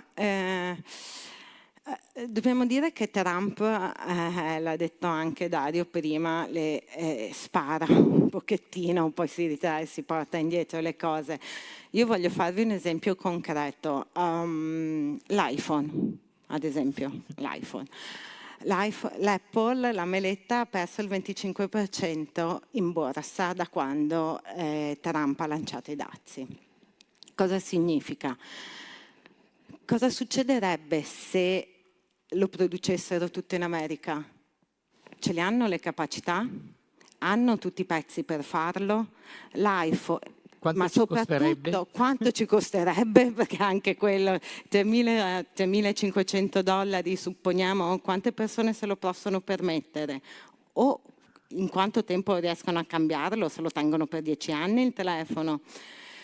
E questo è solo un esempio. Ci sono tantissime aziende che hanno basato la loro industrializzazione nei paesi dove costa meno farlo per venderlo dappertutto. Non è solo Apple, ce ne sono miliardi. Dipende quanto vuole perdere l'America, secondo me. il rischio che il manifatturiero abbia un rilancio pesante negli Stati Uniti, mi sembra di intuire che lei non lo avverte. No, non particolarmente tanto, secondo me dopo loro si troveranno in grande difficoltà. Le posso chiedere quali tipo di rapporto, che tipo di convenienza può avere cambiare strategia e rapporti tra le nostre imprese e la Cina? Per essere molto concreti, come guardate la Cina in questo preciso momento, in questo Questo è un argomento che mi piace moltissimo, quindi fermami se magari poi vado oltre, perché allora la Cina io credo che sia un mercato imprescindibile, dobbiamo assolutamente studiarlo, stare molto attenti a come ci comportiamo nei loro confronti e viceversa. Purtroppo abbiamo delle relazioni che non vanno a pari passo, nel senso noi siamo sostenibili, noi facciamo le cose con determinate leggi, con determinate regole imposte, la Cina non ha niente. Nel senso che io faccio acciaio, ho dovuto farlo sostenibile, siamo i primi in Europa ad avere questo acciaio sostenibile, ma io ho il problema, no, in questo caso non ho il problema della Cina, però se la Cina andrà sotto costo, non ci sarà più sostenibilità come la vogliamo noi, avremo problema oltretutto sul sociale, perché dobbiamo ricordarci che avremo anche un problema sociale se la Cina entra a piede libero, quindi dobbiamo trovare il modo per lavorare insieme a loro, ma dobbiamo comunque ricordarci che possono essere nostri concorrenti. Lei ha parlato prima quasi con un appello verso l'Europa che bisogna marciare uniti. Devo dire che la frammentazione è caratteristica di questi ultimi mesi o anni del nostro continente. La frammentazione è per la verità anche una sorta di realtà che attraversa la geopolitica, che attraversa anche l'economia. Ma quelle mi elenca 4 rischi o alcuni rischi principali che corre l'Europa se dovesse marciare divisa. Io credo che un po' tutti li sappiamo, insomma. Io ti posso dire cosa l'Europa intanto può fare, perché secondo me è molto, molto importante. Dobbiamo avere un piano industriale comune, perché senza quello, come dicevo prima, non si va da nessuna parte. È un po', guarda, lo voglio calare nel nostro territorio. Noi dobbiamo andare d'accordo con tutti, dobbiamo cercare di fare alleanze il più possibile, quindi se un'azienda vede che un'altra azienda sua concorrente magari è un po' in difficoltà, magari si segue tutta la filiera e si cerca di aiutarla. Noi dobbiamo fare più o meno lo stesso con l'Europa. Se rimaniamo indietro, noi perdiamo veramente delle grandi opportunità di mercato, e lo dico agli imprenditori, ma lo dico anche in maniera sociale, perché sennò dopo si va a perdere tutto quel valore, tutto quel know-how che noi, ma come la Francia, come la Spagna, come la Germania ha. Basta prendere ad esempio l'automotive. Presidente, la ringrazio, si è chiuso adesso il primo semestre di questo 2025. Lei è ottimista per i prossimi 6 mesi?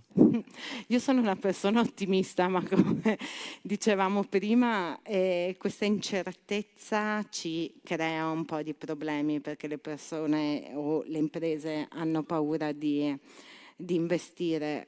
Ci possono essere anche delle grandi opportunità, per quanto è brutto dire una cosa del genere. Quindi io cerco di essere ottimista. Grazie alla Presidente di Confindustria Vicenza. Grazie. E dovrebbe comparire adesso un QR, vi invito per chi fosse interessato a inquadrarlo con il vostro cellulare, che non costa ancora $3.500, quindi approfittatene, e potete scaricare i 5 quaderni di geopolitica che il Giornale di Vicenza ha pubblicato in queste settimane che ci hanno portato a questo evento. Potete scaricare, consultarlo e vi posso garantire che sono estremamente interessanti, curati da Marta Ottaviani, che è una degli ospiti del prossimo talk, insieme con la redazione del Giornale di Vicenza, dell'Arena, della Gazzetta di Mantova e di Brescia Oggi, che sono i 4 giornali del nostro gruppo. Invito il collega Marco Scorzato, che dialogherà insieme con Marta Ottaviani e Andrew Spannaus. Abbiamo anche noi lo straniero di Coppa, ce lo siamo giocati in questa partita qui.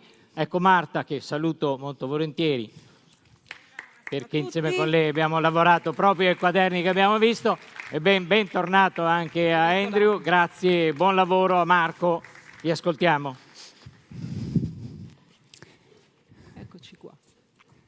Facciamo così. Vuoi stare qui? Ah, sì, facciamo così. Buonasera, sono Marco Scorzato. Allora, non partiamo da zero, anche se dobbiamo riazzerare la nostra scaletta che avevamo più o meno concordato qualche giorno fa, ma in questa settimana è successo di tutto e quindi la scaletta è un po' rivista e la rivediamo appunto adesso, ricominciando questa conversazione. La facciamo con Andrew Spannaus, che è giornalista e analista politico, è un commentatore radiofonico e televisivo, autore di podcast, That's America è una sua creatura, e ha pubblicato diversi libri sulla politica internazionale e anche dei libri su Donald Trump, che è il personaggio del momento. Con noi c'è Marta Federica Ottaviani, giornalista, editorialista delle testate del gruppo Athesis. Lei è un'esperta di esteri, conosce Medio Oriente, conosce molto bene la Turchia, dove ha vissuto per diversi anni, e ha anche un occhio attento sulle cose che riguardano l'Unione Europea. Ecco, l'Unione Europea è un po' il punto di congiunzione tra le competenze professionali di queste due figure che dialogheranno, con cui dialogherò. Dicevamo prima che appunto Trump è l'elemento centrale di questa fase, almeno sta sui giornali e sulle TV nostre qui in Italia tutti i giorni, per cui da questo punto di vista è sicuramente un elemento centrale, almeno da 6 mesi a questa parte.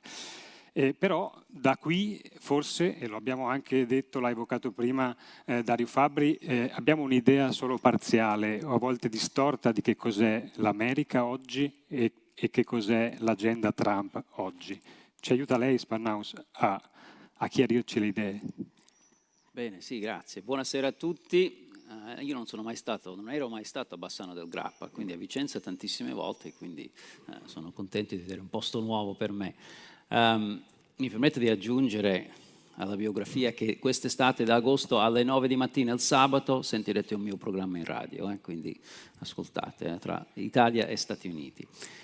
Trump è tutto quello che vedete, ovviamente. Trump è impetuoso, è poco profondo, arruffa popoli, come si dice, però dobbiamo ricordare che ci sono 2 grandi motivi per cui Trump è stato eletto, perché oggi si tende a dire ma come avete fatto a leggere questo 2 volte? Anch'io, un po' dei miei compatrioti dico sì, ma la seconda volta come avete fatto? Però ci sono 2 grandi motivi che oggi vengono sottolineati in modo particolare. Il primo ovviamente era la globalizzazione, cioè la campagna contro la globalizzazione che veniva fatta anche a sinistra con Bernie Sanders, poi Trump che prendeva voti, è parlato moltissimo nelle zone appunto del Midwest, zone che hanno perso le fabbriche, in cui c'era un grande calo del tessuto sociale e socio-economico, che è diventato anche culturale, c'è una perdita di senso di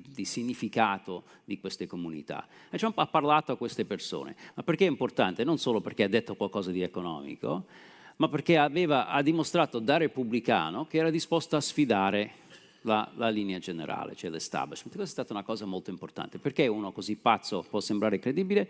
Perché i politici in generale, nessuno usciva fuori dai binari e molte persone volevano vedere questo.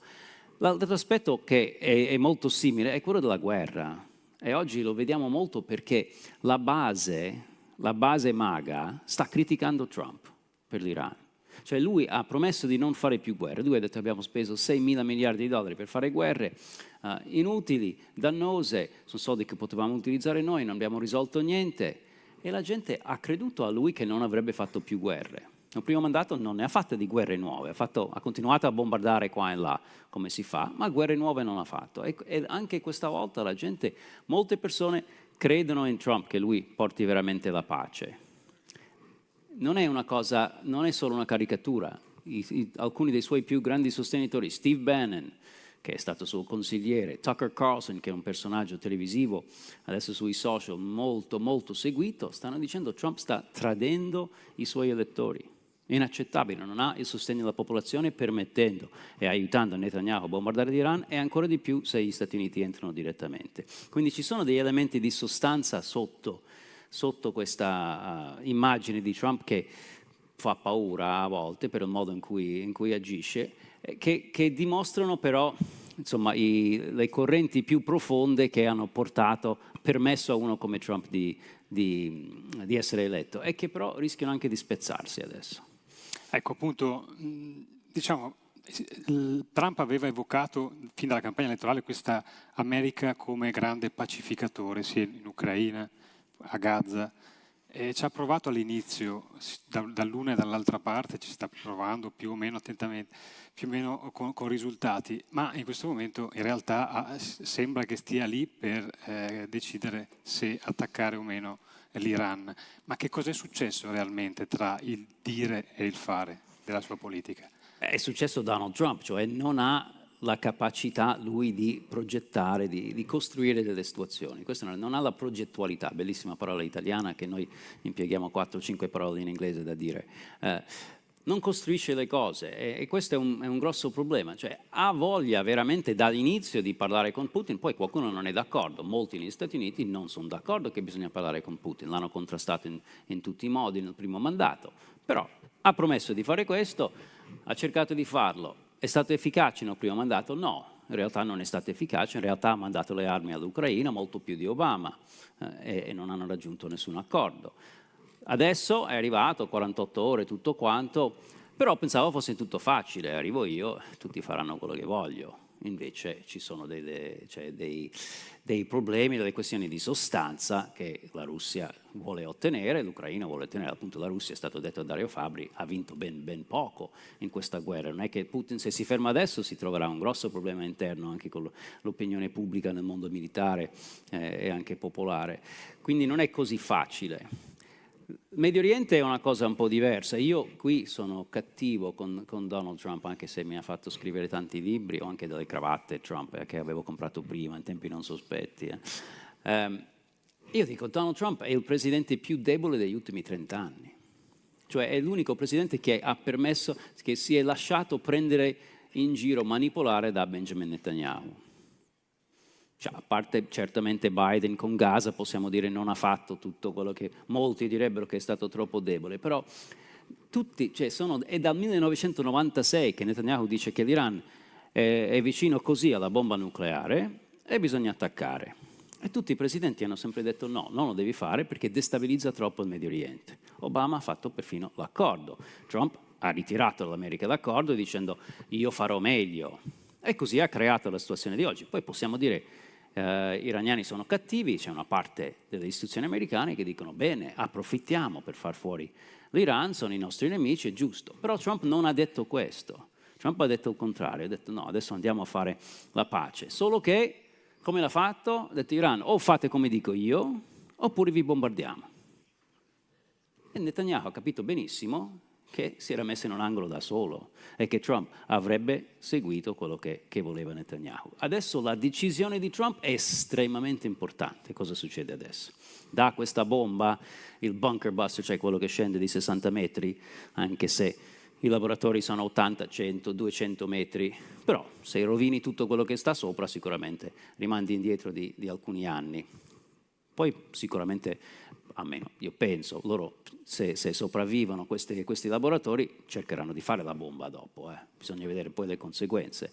Però se Trump decide o non decide di fare questo sarà molto molto importante per due motivi. Uno, per questo motivo interno, cioè Trump ha portato a modo suo più democrazia ci ha permesso a una parte dell'America di dire ok, almeno questo qui è pazzo, è idiota, eccetera, però sta facendo qualcosa che vuole il popolo, cioè segue qualcosa, è populismo, ok, vuole qualcosa che vuole il popolo. Se rompe questo con la sua base MAGA, cosa rimane di Trump? Un presidente manipolabile da parte di altri, completamente inqualificato, non qualificato per fare il presidente. No? Questo rimane. A livello internazionale cambia molto anche. La Russia, la Cina diventa un altro esempio. E io sono tra quelli che, come avete capito, non dicono giusto, abbiamo l'occasione, facciamo fuori il programma. No, il regime in Iran non è che mi piacciono, però le conseguenze, la storia recente dimostra che le conseguenze di queste cose sono molto difficili da gestire.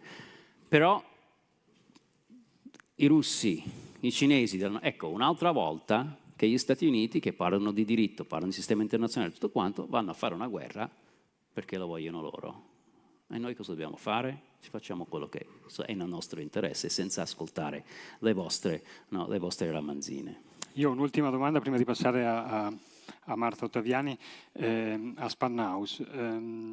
Avremmo parlato di più probabilmente in questa sede degli aspetti economici del fronte economia se non ci fossero state le accelerazioni sul fronte della guerra. Però la domanda è, con la parola progettualità, l'ha detta prima, anche quando si parla di dazi viene da accendere un punto di domanda rispetto a quanta progettualità ci fosse a monte della politica dei dazi di Trump, annunciati in pompa magna. Poi si è capito che è comunque una base per trattare con i singoli paesi le diverse tariffe. Come stanno le cose da quell'aspetto? Allora, anche qui io vedo Trump come molto debole e non sono contro il protezionismo. Io insegno un seminario sul protezionismo nella storia americana, su quanto è stato importante per far crescere la nostra nazione. Però vi do due numeri velocemente. Quando Biden è diventato presidente, la prima amministrazione Trump, l'investimento in nuovi impianti manifatturieri negli Stati Uniti era a un livello di 82 miliardi di dollari all'anno. Alla fine del primo mandato Trump, 67. Quindi diminuito del 20%. Durante gli anni di Biden è andato da 67 a 149. Biden ha utilizzato il protezionismo, Biden ha usato grande politica industriale, molti incentivi, cioè ha creato un boom nell'investimento manifatturiero, molto più efficace di quello che sta facendo Trump. Trump sta per tagliare questi incentivi e poi fa una politica di dazi, come abbiamo visto, poco ragionata. Qualche mese fa a Vicenza, se c'era qualcuno, dicevo che bisognerà aspettare l'estate per vedere quanto potere reale rimane a Donald Trump. No? Già è molto indebolito, secondo me, sulla questione dazi, perché la Cina ha chiamato il suo bluff. Cioè la Cina, lui ha detto mettiamo questi dazi al 145% e dentro gli Stati Uniti molti hanno cominciato ad aver paura, perché sono stati bloccati tanti contratti, ordinazioni, eccetera, e questo è un problema. Quindi non può permettersi un blocco con l'Europa, non può permetterselo. Bisogna vedere adesso quale accordo si trova. Per un'Europa, e chiudo con questo, c'è un problema reale, perché in tutto questo non è solo Trump che...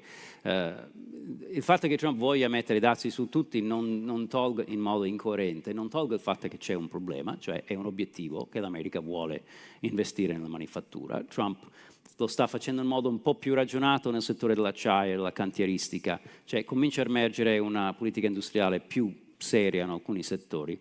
Però per l'Europa c'è una questione, cioè per anni, per decenni la linea in Europa è stata teniamo tranquillo, bassi salari, pensioni, lo dicevano apertamente personaggi come Mario Draghi, no? Teniamo bassi pensioni e salari, no? Così abbiamo un mercato di lavoro competitivo internamente e così possiamo esportare nel resto del mondo. Quanto vi hanno detto dovete tutti esportare, così sopravviviamo. Gli altri paesi, gli Stati Uniti dicono ma perché dovete vivere voi solo su esportare a noi? Anche noi vogliamo produrre qualcosa. La soluzione a questo non è di smettere di essere eccellenze, bisogna continuare a fare questo e trovare un accordo con gli Stati Uniti. Però l'Europa, poi ci arriveremo dopo, secondo me, ha l'occasione, la necessità di cambiare rotta e fare grandi investimenti interni. Grazie. Allora parola a Marta Ottaviani, cerchiamo di spostarci mentalmente da quella sponda dell'Atlantico, dagli Stati Uniti a questa sponda dell'Atlantico, quindi all'Europa, ma anche a guardare quello che succede nel Medio Oriente, più che mai infuocato. Che cosa è cambiato in questi ultimi mesi proprio dall'avvento di Trump negli Stati Uniti? Allora, anzitutto, buonasera a tutte e a tutti. Io sono molto contenta di essere qua e voglio ringraziare anche il gruppo Athesis per tutta la fiducia che mi ha dato nella redazione degli speciali, e veramente questi eventi sono importanti perché non ci possiamo più permettere di ignorare quello che succede fuori dai nostri confini, quindi ben venga a parlarne capillarmente sul territorio. Cosa è cambiato? È suonato l'ultimo avvertimento, sostanzialmente. In un mondo dove gli equilibri internazionali non sono più quelli che abbiamo conosciuto, purtroppo, in cui siamo cresciuti, figli della Seconda Guerra Mondiale, si sta passando a un mondo multipolare dove ognuno vuole il suo ruolo da più o meno protagonista sullo scacchiere internazionale e dove come Unione Europea non possiamo più permetterci di andare avanti, soprattutto in politica estera, con 27 teste diverse. Dario Fabbri prima nel suo keynote speech diceva una cosa drammaticamente vera: sulla mediazione non tocchiamo palla. Cioè, in realtà l'Iran ci ha interpellato, ha chiesto all'Europa di mediare, ma è un fatto che Trump l'Europa ai tavoli negoziali non la vuole.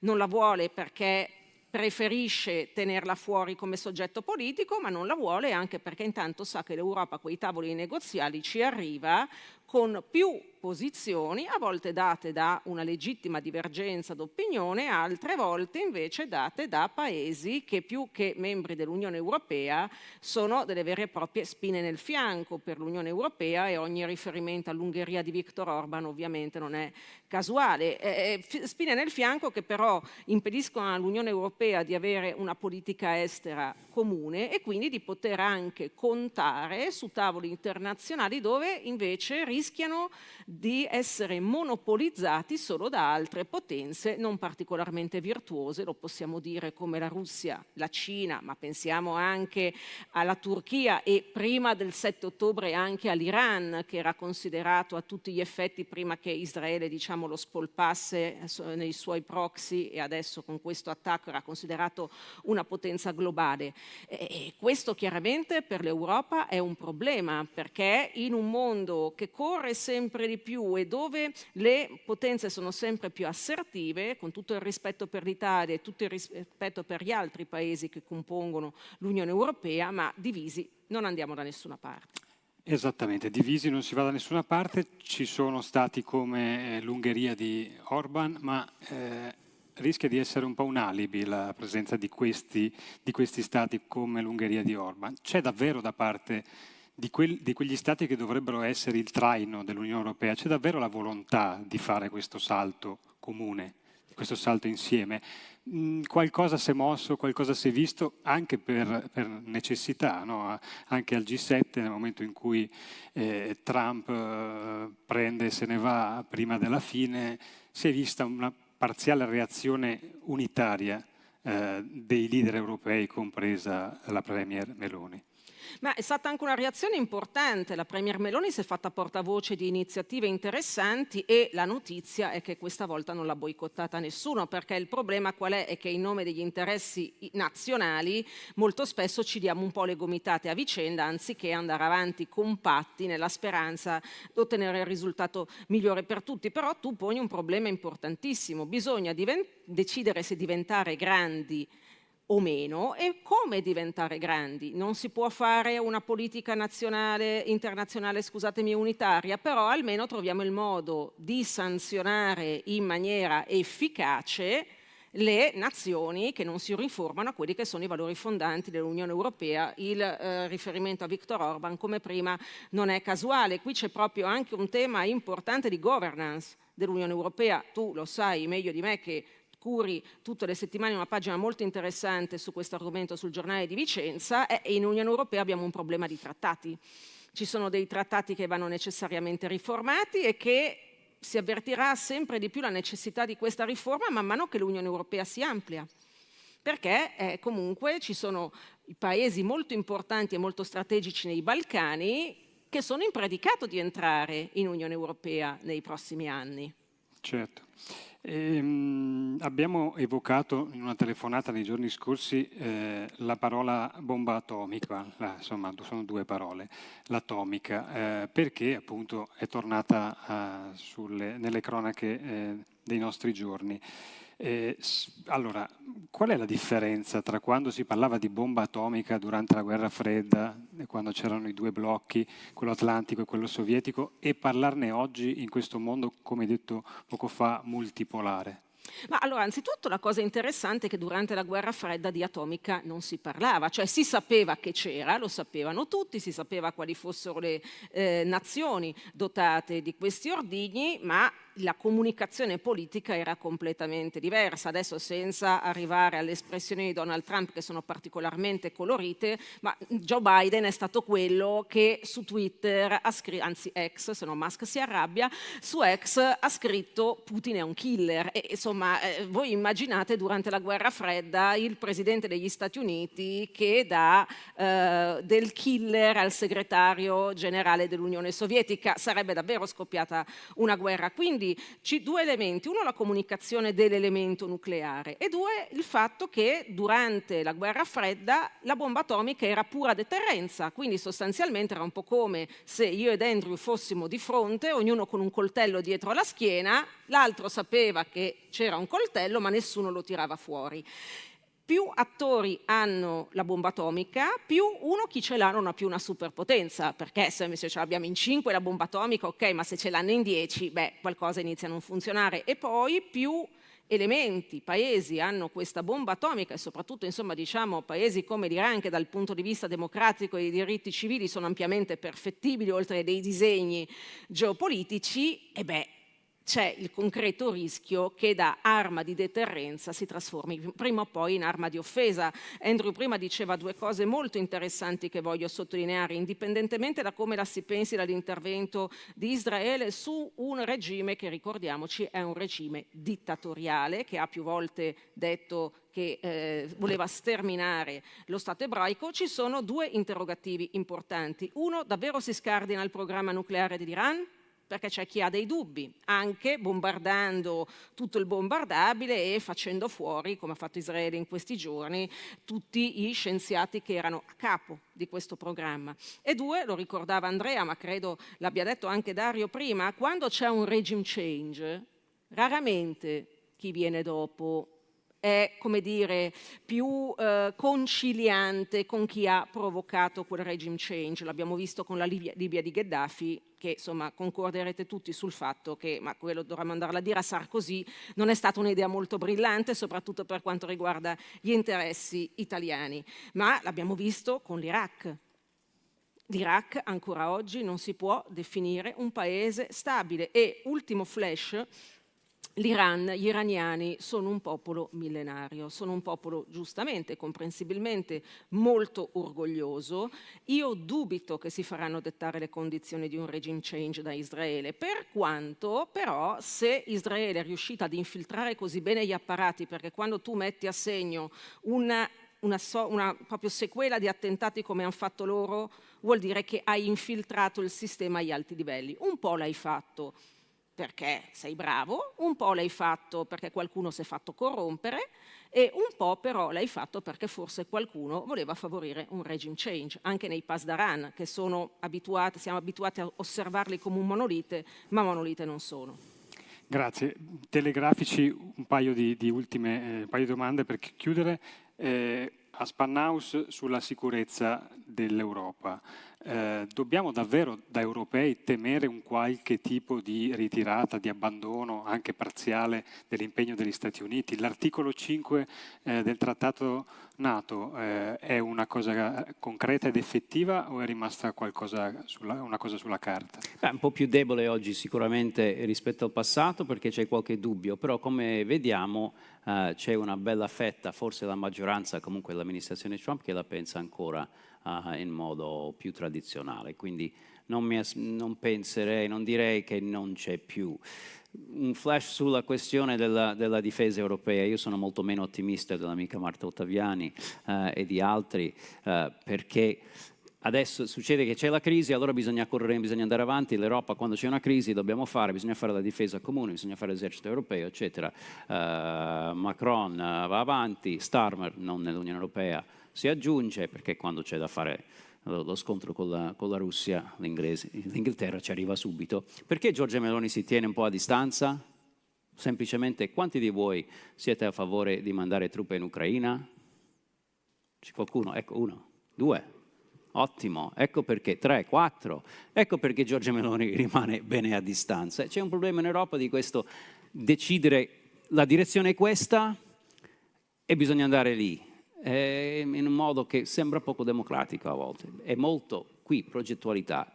È facile dire questa è la cosa giusta da fare, è molto più difficile costruire il consenso anche nelle istituzioni intorno a queste cose. L'Europa ha l'occasione di farlo, ma non può mettere il carro davanti ai buoi, secondo me. Ultimissima, vi chiedo l'estrema sintesi, domanda ad entrambi.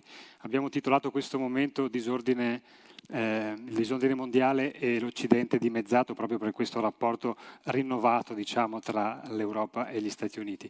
Quanto al disordine, dovremmo arrenderci a un disordine che continuerà nei prossimi anni o ci saranno, non dico una nuova Yalta, ma insomma ci sarà la possibilità che i grandi della Terra, le grandi potenze trovino un accordo nel medio termine?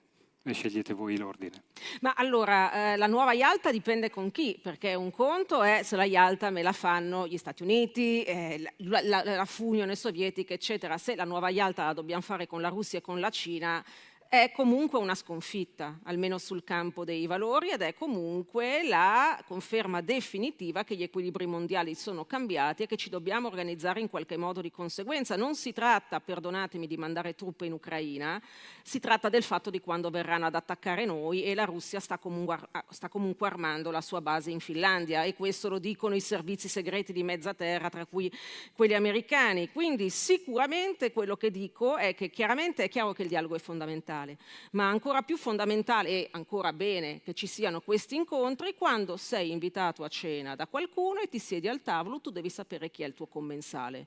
Quindi si tratta con la Russia di Putin o con la Cina di Xi Jinping, però bene, devi capire chi hai davanti e che cosa vuole realmente da noi. Yalta è stata fatta alla fine della Seconda Guerra Mondiale.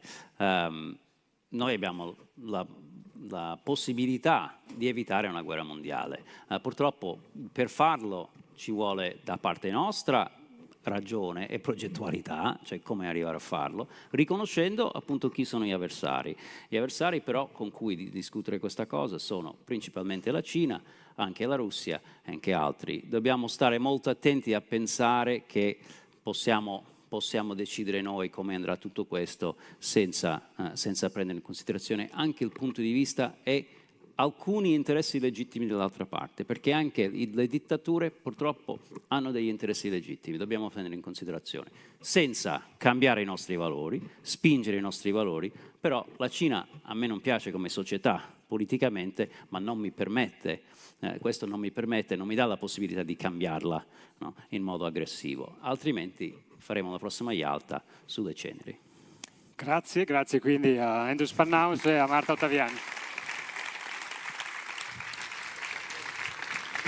Grazie Marco, grazie Andrew. Spazio al nuovo grazie momento. Marta, leggete gli editoriali di Marta che è nostra editorialista. E a proposito di editorialisti, con me adesso viene un collega di lungo corso, uno che ha un'esperienza incredibile di politica e potrebbe tenerci qui per ore, ma faremo... No, tranquilli. Mauro Mazza, che ha Buonasera. una lunga carriera in Rai, nei GR, è stato vice direttore del TG1, direttore del TG2, ha fatto una lunghissima carriera e soprattutto un osservatore politico molto attento. E vediamo di calare la politica italiana in rapporto a quella che è il tema della giornata, della geopolitica. E comincerei con una provocazione, sì. Mauro, perché è stato detto che il regime change in Iran non si ottiene con i bombardamenti, nessuna operazione è mai stata, nessun regime change delle ultime operazioni che sono state fatte è stato ottenuto qualcosa di positivo. Ma se c'è stato un regime change nel 1945 in Italia e in Germania è stato perché gli americani ci hanno bombardato e lì c'è il regime change, poi è arrivato. Sì, era un'altra, ma buona sposo salutare e ringraziare. Certamente. Buonasera a tutti, io sono molto contento di essere stato chiamato in questo parterre così autorevole. Se posso, doppiamente contento perché da qualche settimana la mia firma compare sui giornali del gruppo Atesis, questo mi onora, mi fa molto molto piacere. Noi abbiamo un nemico, lo sai, che si chiama soglia di attenzione, quindi dopo 2 ore di interessantissimi dibattiti tentiamo di nessun dorma, è il nostro motto. Sì, allora era un'altra situazione, direttore, perché era una guerra mondiale senza esclusione dei colpi, in cui le popolazioni civili pagavano il prezzo altissimo, come se fossero al fronte, con la differenza di non avere armi per rispondere. Germania distrutta, città italiane in gran parte distrutte. Poi ci siamo raccontati un'altra storia, ovviamente, che la guerra la vinse la resistenza. Sì, c'erano anche gli americani, però è il contrario, la guerra l'hanno vinta gli americani e c'erano per fortuna anche i partigiani. Prova di questo è che nel 1947, alla conferenza di pace di Parigi, il nostro premier De Gasperi andò, per darvi l'idea, con il cappello in mano, e disse la famosa frase in conferenza plenaria: tutto qui mi è ostile, Italia paese sconfitto, tolta la vostra cortesia. E va detto con un pizzico di malizia, va ricordata anche un'altra cosa, che a Parigi si presentò non in conferenza plenaria ma nei colloqui laterali anche Palmiro Togliatti, che per esempio sulla questione Trieste non era sulla linea di De Gasperi, pur essendo ministro del governo De Gasperi. Lui voleva e proponeva che la questione di Trieste fosse risolta subito, Trieste alla Jugoslavia. E invece De Gasperi riuscì a sospendere la questione zona A, zona B, e poi fino al 75 ci fu questa questione importantissima ancora aperta. Diciamo così, c'erano amici del Giaguaro anche allora in casa nostra che facevano anche i ministri, erano dall'altra parte, o tifavano per l'altra parte. Ma a questo proposito, la politica estera, se penso per esempio all'ultima posizione dei laburisti in Inghilterra, sono andati al governo i laburisti, ma i conservatori hanno approvato completamente. Sulla politica estera sono sempre granitici. Tutti i paesi, diciamo, sulla politica estera hanno una visione comune o comunque diciamo, non si discute. Nel caso italiano, partendo dall'ultimo, partendo da adesso, al governo abbiamo 3 partiti con 3 politiche estere diverse. Per non parlare dell'opposizione, anche lì, com'è che l'Italia considera la politica estera una cosa, un argomento di così poco conto? Perché un governo che non ha la medesima politica estera, a mio avviso, fa fatica a stare in piedi. Ricordo una volta questo stesso ragionamento, ce lo fece il gruppo di inviati che lo seguivamo, Giulio Andreotti, che è il Presidente del Consiglio, fine anni '80. E disse, vedete, mentre in Europa gli altri premier, gli altri capi di governo si presentano e parlano sapendo di avere un paese intero alle spalle, opposizioni comprese, noi purtroppo non siamo in questa condizione, anzi spesso al Parlamento europeo si portano le questioni del cortile di casa che hanno la prevalenza sulle questioni più importanti che riguardano l'interesse nazionale, quello che i saggi chiamavano il bene comune. Passa in secondo piano rispetto all'interesse di parte e di partito. Tornando all'oggi, è vero che essendo un governo di coalizione ogni partito ha le sue priorità, i suoi core business, visto che stiamo in ambiente di economia. Però va detto anche che la coalizione che ci governa da 2 anni e mezzo e che ci governerà per i prossimi 2 anni e mezzo è l'unica coalizione possibile, con il maggior grado di coesione possibile e immaginabile. Le divisioni che pure attraversano Lega, Forza Italia e Fratelli d'Italia esistono, ci sono, ma si risolvono o si mettono da parte al momento della decisione finale, quando non è più rinviabile nulla. Dall'altra parte siamo a carissimo amico come da questo punto di vista, no? Su tutti i versanti, tutte le materie. Poi quella ragazza Giorgia Meloni è abbastanza vivace, essendo di scuola politica antica, pur essendo ancora giovane, ogni tanto butta una mina come si fa nelle feste dei ragazzi, si buttano i mortaretti sotto i piedi e la gente si mette paura. Se cammina la proposta di legge elettorale in cui è obbligatoria l'indicazione del candidato premier dalle coalizioni, di qua si sa, di là non si sa, di là qualcuno non vuole. Traduco, Conte non accetterebbe mai che ci fosse scritto Schlein sulla lista come candidato premier. È così. Poi si arriva al paradosso, fatemi dire questa che è molto divertente. La bella, brava, sicuramente lo dimostrerà, chi sindaca di Genova. Passati 3 giorni, un'intervista in TV e un autorevole collega le chiede: è pronta per sfidare Giorgia Meloni? Fammi fare il sindaco. Ma almeno qualche settimana, diamole, insomma. Quindi significa anche la difficoltà di costruire qualcosa che non c'è e che si fatica a immaginare in futuro. Senti, quanto ha contato invece la posizione di Giorgia Meloni quando era all'opposizione del governo Draghi? Nel senso che lì ha tenuto a proposito di politica estera, lì è stata in realtà, c'è stato un caso in cui lei all'opposizione in realtà sposava le scelte del governo in quel momento, del governo Draghi. Fu una sorta di assicurazione per avere il via libera poi a Palazzo Chigi da parte degli americani, perché una posizione pro-America, pro-atlantica così forte di Giorgia Meloni, di un movimento il suo che non si è mai distinto per atlantismo, ecco, non so se sia stato opportunismo, abilità politica, convinzione, come la vedi? Forse è stata voglia di crescere politicamente, avendo capito da prima ancora che l'unico modo di crescere nei consensi e nella credibilità interna e internazionale non era soltanto quella. Io ricordo che durante il governo Draghi quel piccolo partito, Fratelli d'Italia, era l'unico di opposizione, però di opposizione costruttiva. Sulle leggi più importanti votava a favore e rivendicava il voto nell'interesse nazionale.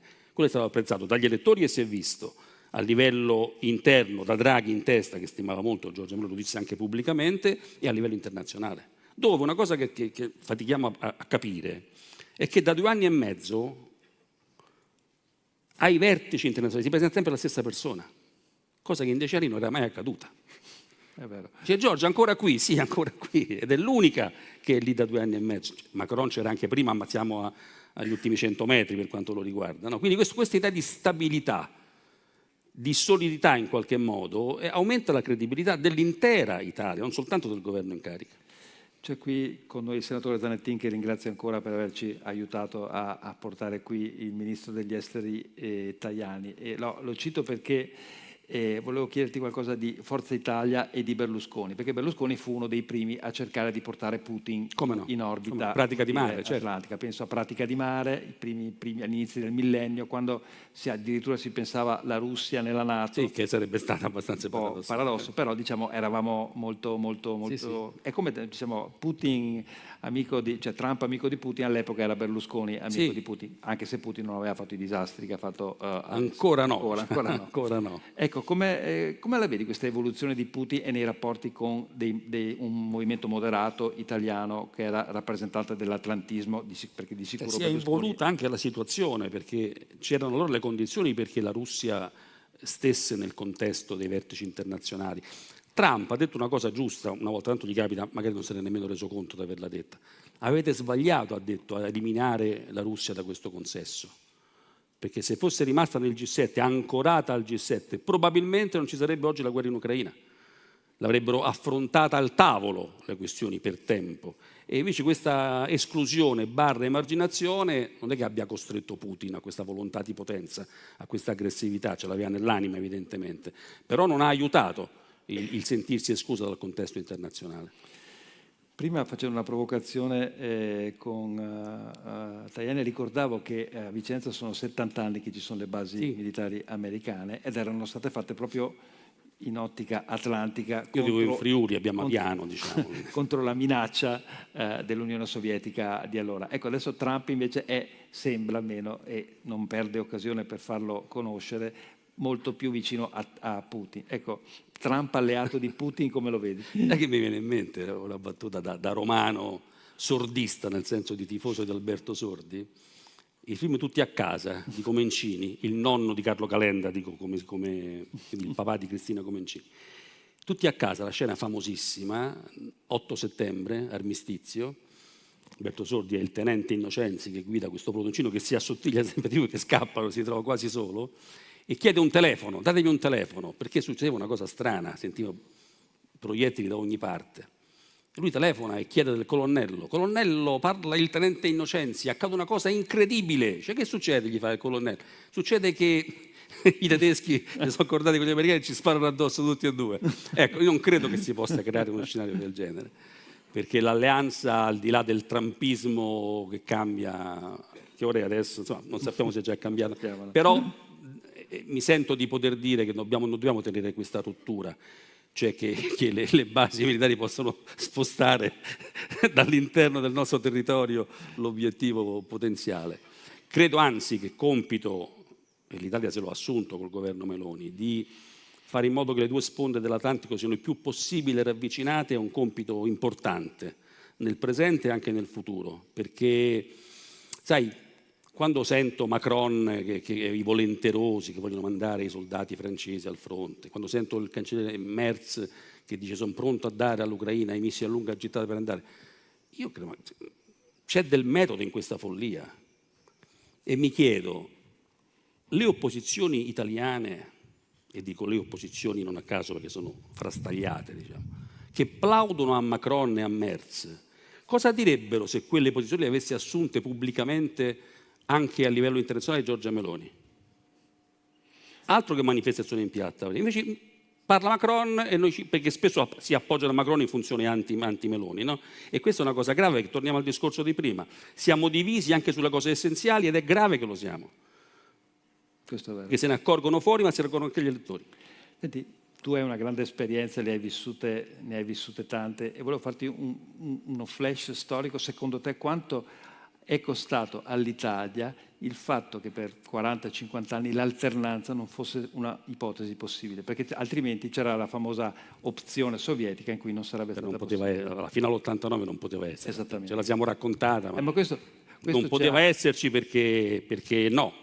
Perché c'era Gladio che avrebbe impedito in caso di sommossa, perché lo stesso Partito Comunista, che pure fu finanziato da Mosca fino a quantomeno alla fine degli anni 70, mettiamola così, se no inizio 80, diceva di essersi più sicuro sotto il mero della NATO, storica intervista di Berlinguer a Eugenio Scalfari, però i legami erano profondissimi, i canali di finanziamento passavano per le cooperative, per le assicurazioni. Quindi è stata una situazione molto complicata che soltanto quell'immobilità internazionale, quell'Europa divisa in due ci ha consentito di restare così. E tutto sommato quella guerra civile a bassa intensità, l'ha definita qualcuno, degli anni di piombo, anni 70, è stata governata e superata proprio grazie a questo equilibrio inalienabile e immodificabile a livello internazionale. Poi nel 94 è cominciata un'altra storia, senza più quei vincoli, quei legami. La storia è cominciata zoppicando, non siamo abituati, dobbiamo crescere ancora, no? Però il bipolarismo all'italiana ha fatto qualche passo. Però con la caduta del muro ci eravamo illusi che fosse finita la Sai storia. chi diceva la verità in quegli anni? Il picconatore Cossiga. Nessuno si illuda, diceva ogni giorno. Adesso è finito il comunismo, è finito anche l'anticomunismo. È vero. Nessuno si illude di fare ancora il muro, perché non c'è più il muro. No. Problemi nuovi, risposte nuove. Questo invano predicava che accadesse. E non è accaduto, i partiti si trascinarono e furono abbattuti, decapitati da Tangentopoli, Mani Pulite e anche dai referendum elettorali, cui tutti contribuimmo a cambiare un po' le premesse politico-elettorali di quel cambiamento. Ma la scelta tra i due campi cominciò allora e gli italiani si sono affezionati all'idea di poter scegliere. Poi all'atto pratico non sempre accade il meglio, perché nel 94 Bossi uscì perché Berlusconi stava sbranando la Lega e quindi per salvare la Lega uscì dal primo governo Berlusconi. Poi ci furono 5 anni di Ulivo in cui cambiarono 3 governi. Prima Prodi, poi Bertinotti ruppe, arrivò D'Alema, guerra nell'ex Jugoslavia, poi arrivò Giuliano Amato. Ma alle elezioni la sinistra candidò Rutelli contro Berlusconi, quindi pensa 4 leader in 5 anni. Più avanti ricordo che Prodi cadde per il Dal Molin di Vicenza. Perché sono cose assolutamente per voi più importanti. E agli altri. Senti, l'ultima domanda attuale. Cioè, tu prima hai detto Giorgia Meloni governerà per altri 2 anni e mezzo, ma dall'altra parte invece sono pronti ad applaudire un governo Schlein? Non lo vedi possibile? Io quando sussurro questa cosa, ero in un programma della 7 qualche settimana fa, e si lamentavano perché Giorgia Meloni non ama parlare con i giornalisti, non ama fare le conferenze. Avete un po' di pazienza, adesso arriva un governo Schlein e ci sarà una conferenza al giorno. Ho visto dei volti impallidire, gente che la pensa molto diversamente da me. Io sono convinto, non soltanto per parere personale, ma per dati oggettivi. Dopo il governo Meloni ci sono soltanto le urne.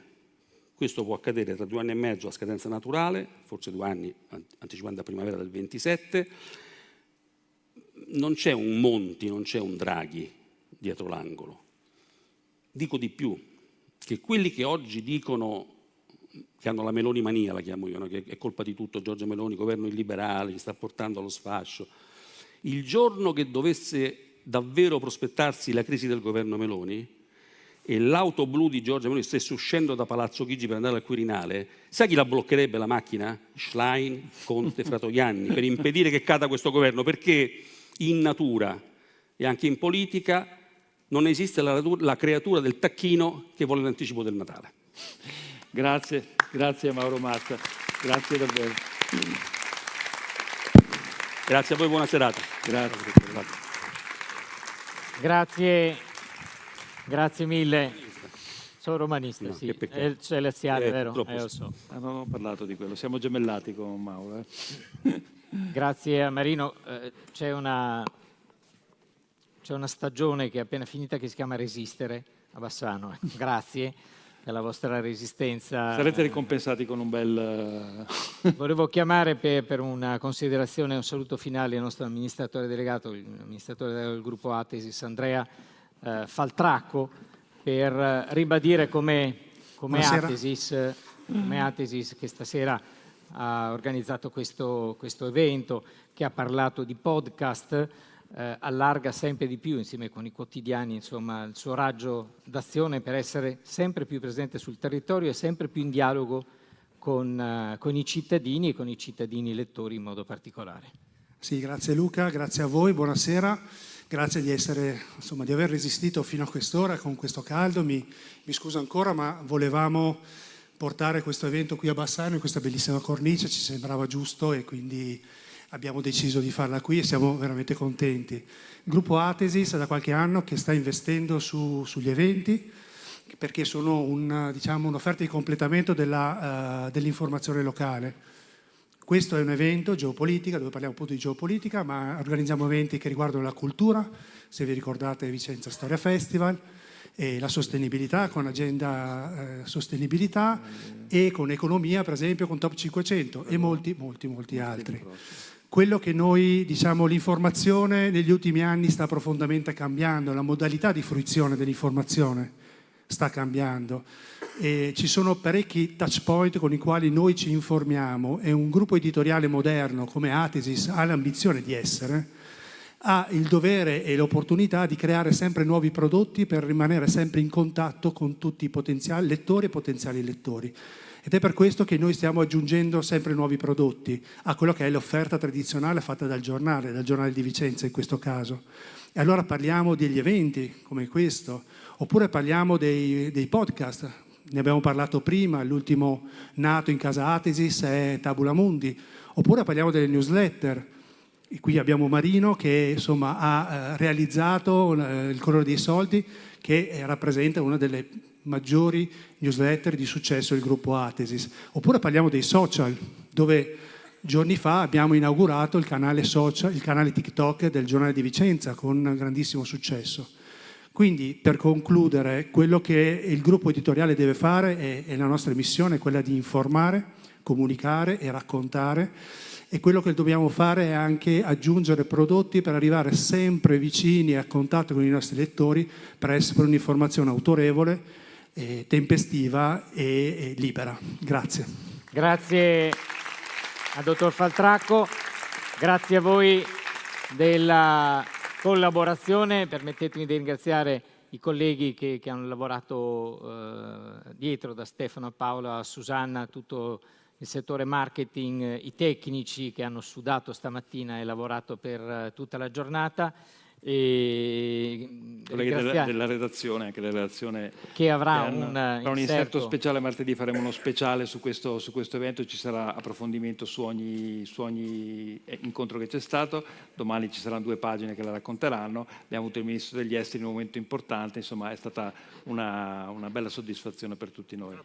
Guerra e pace la settimana prossima sarà a Verona, in un posto più fresco, quindi se volete venire alle 18 vi aspettiamo a Verona. Questo evento è stato patrocinato dalla città di Bassano del Grappa, e noi ringraziamo i partner BVR Banca Veneto Centrale, Trivellato concessionaria ufficiale Sport Equip, la distilleria Nardini e l'agenzia Zip. Vi aspettiamo per condividere con noi un aperitivo e ancora una volta grazie, arrivederci. Grazie.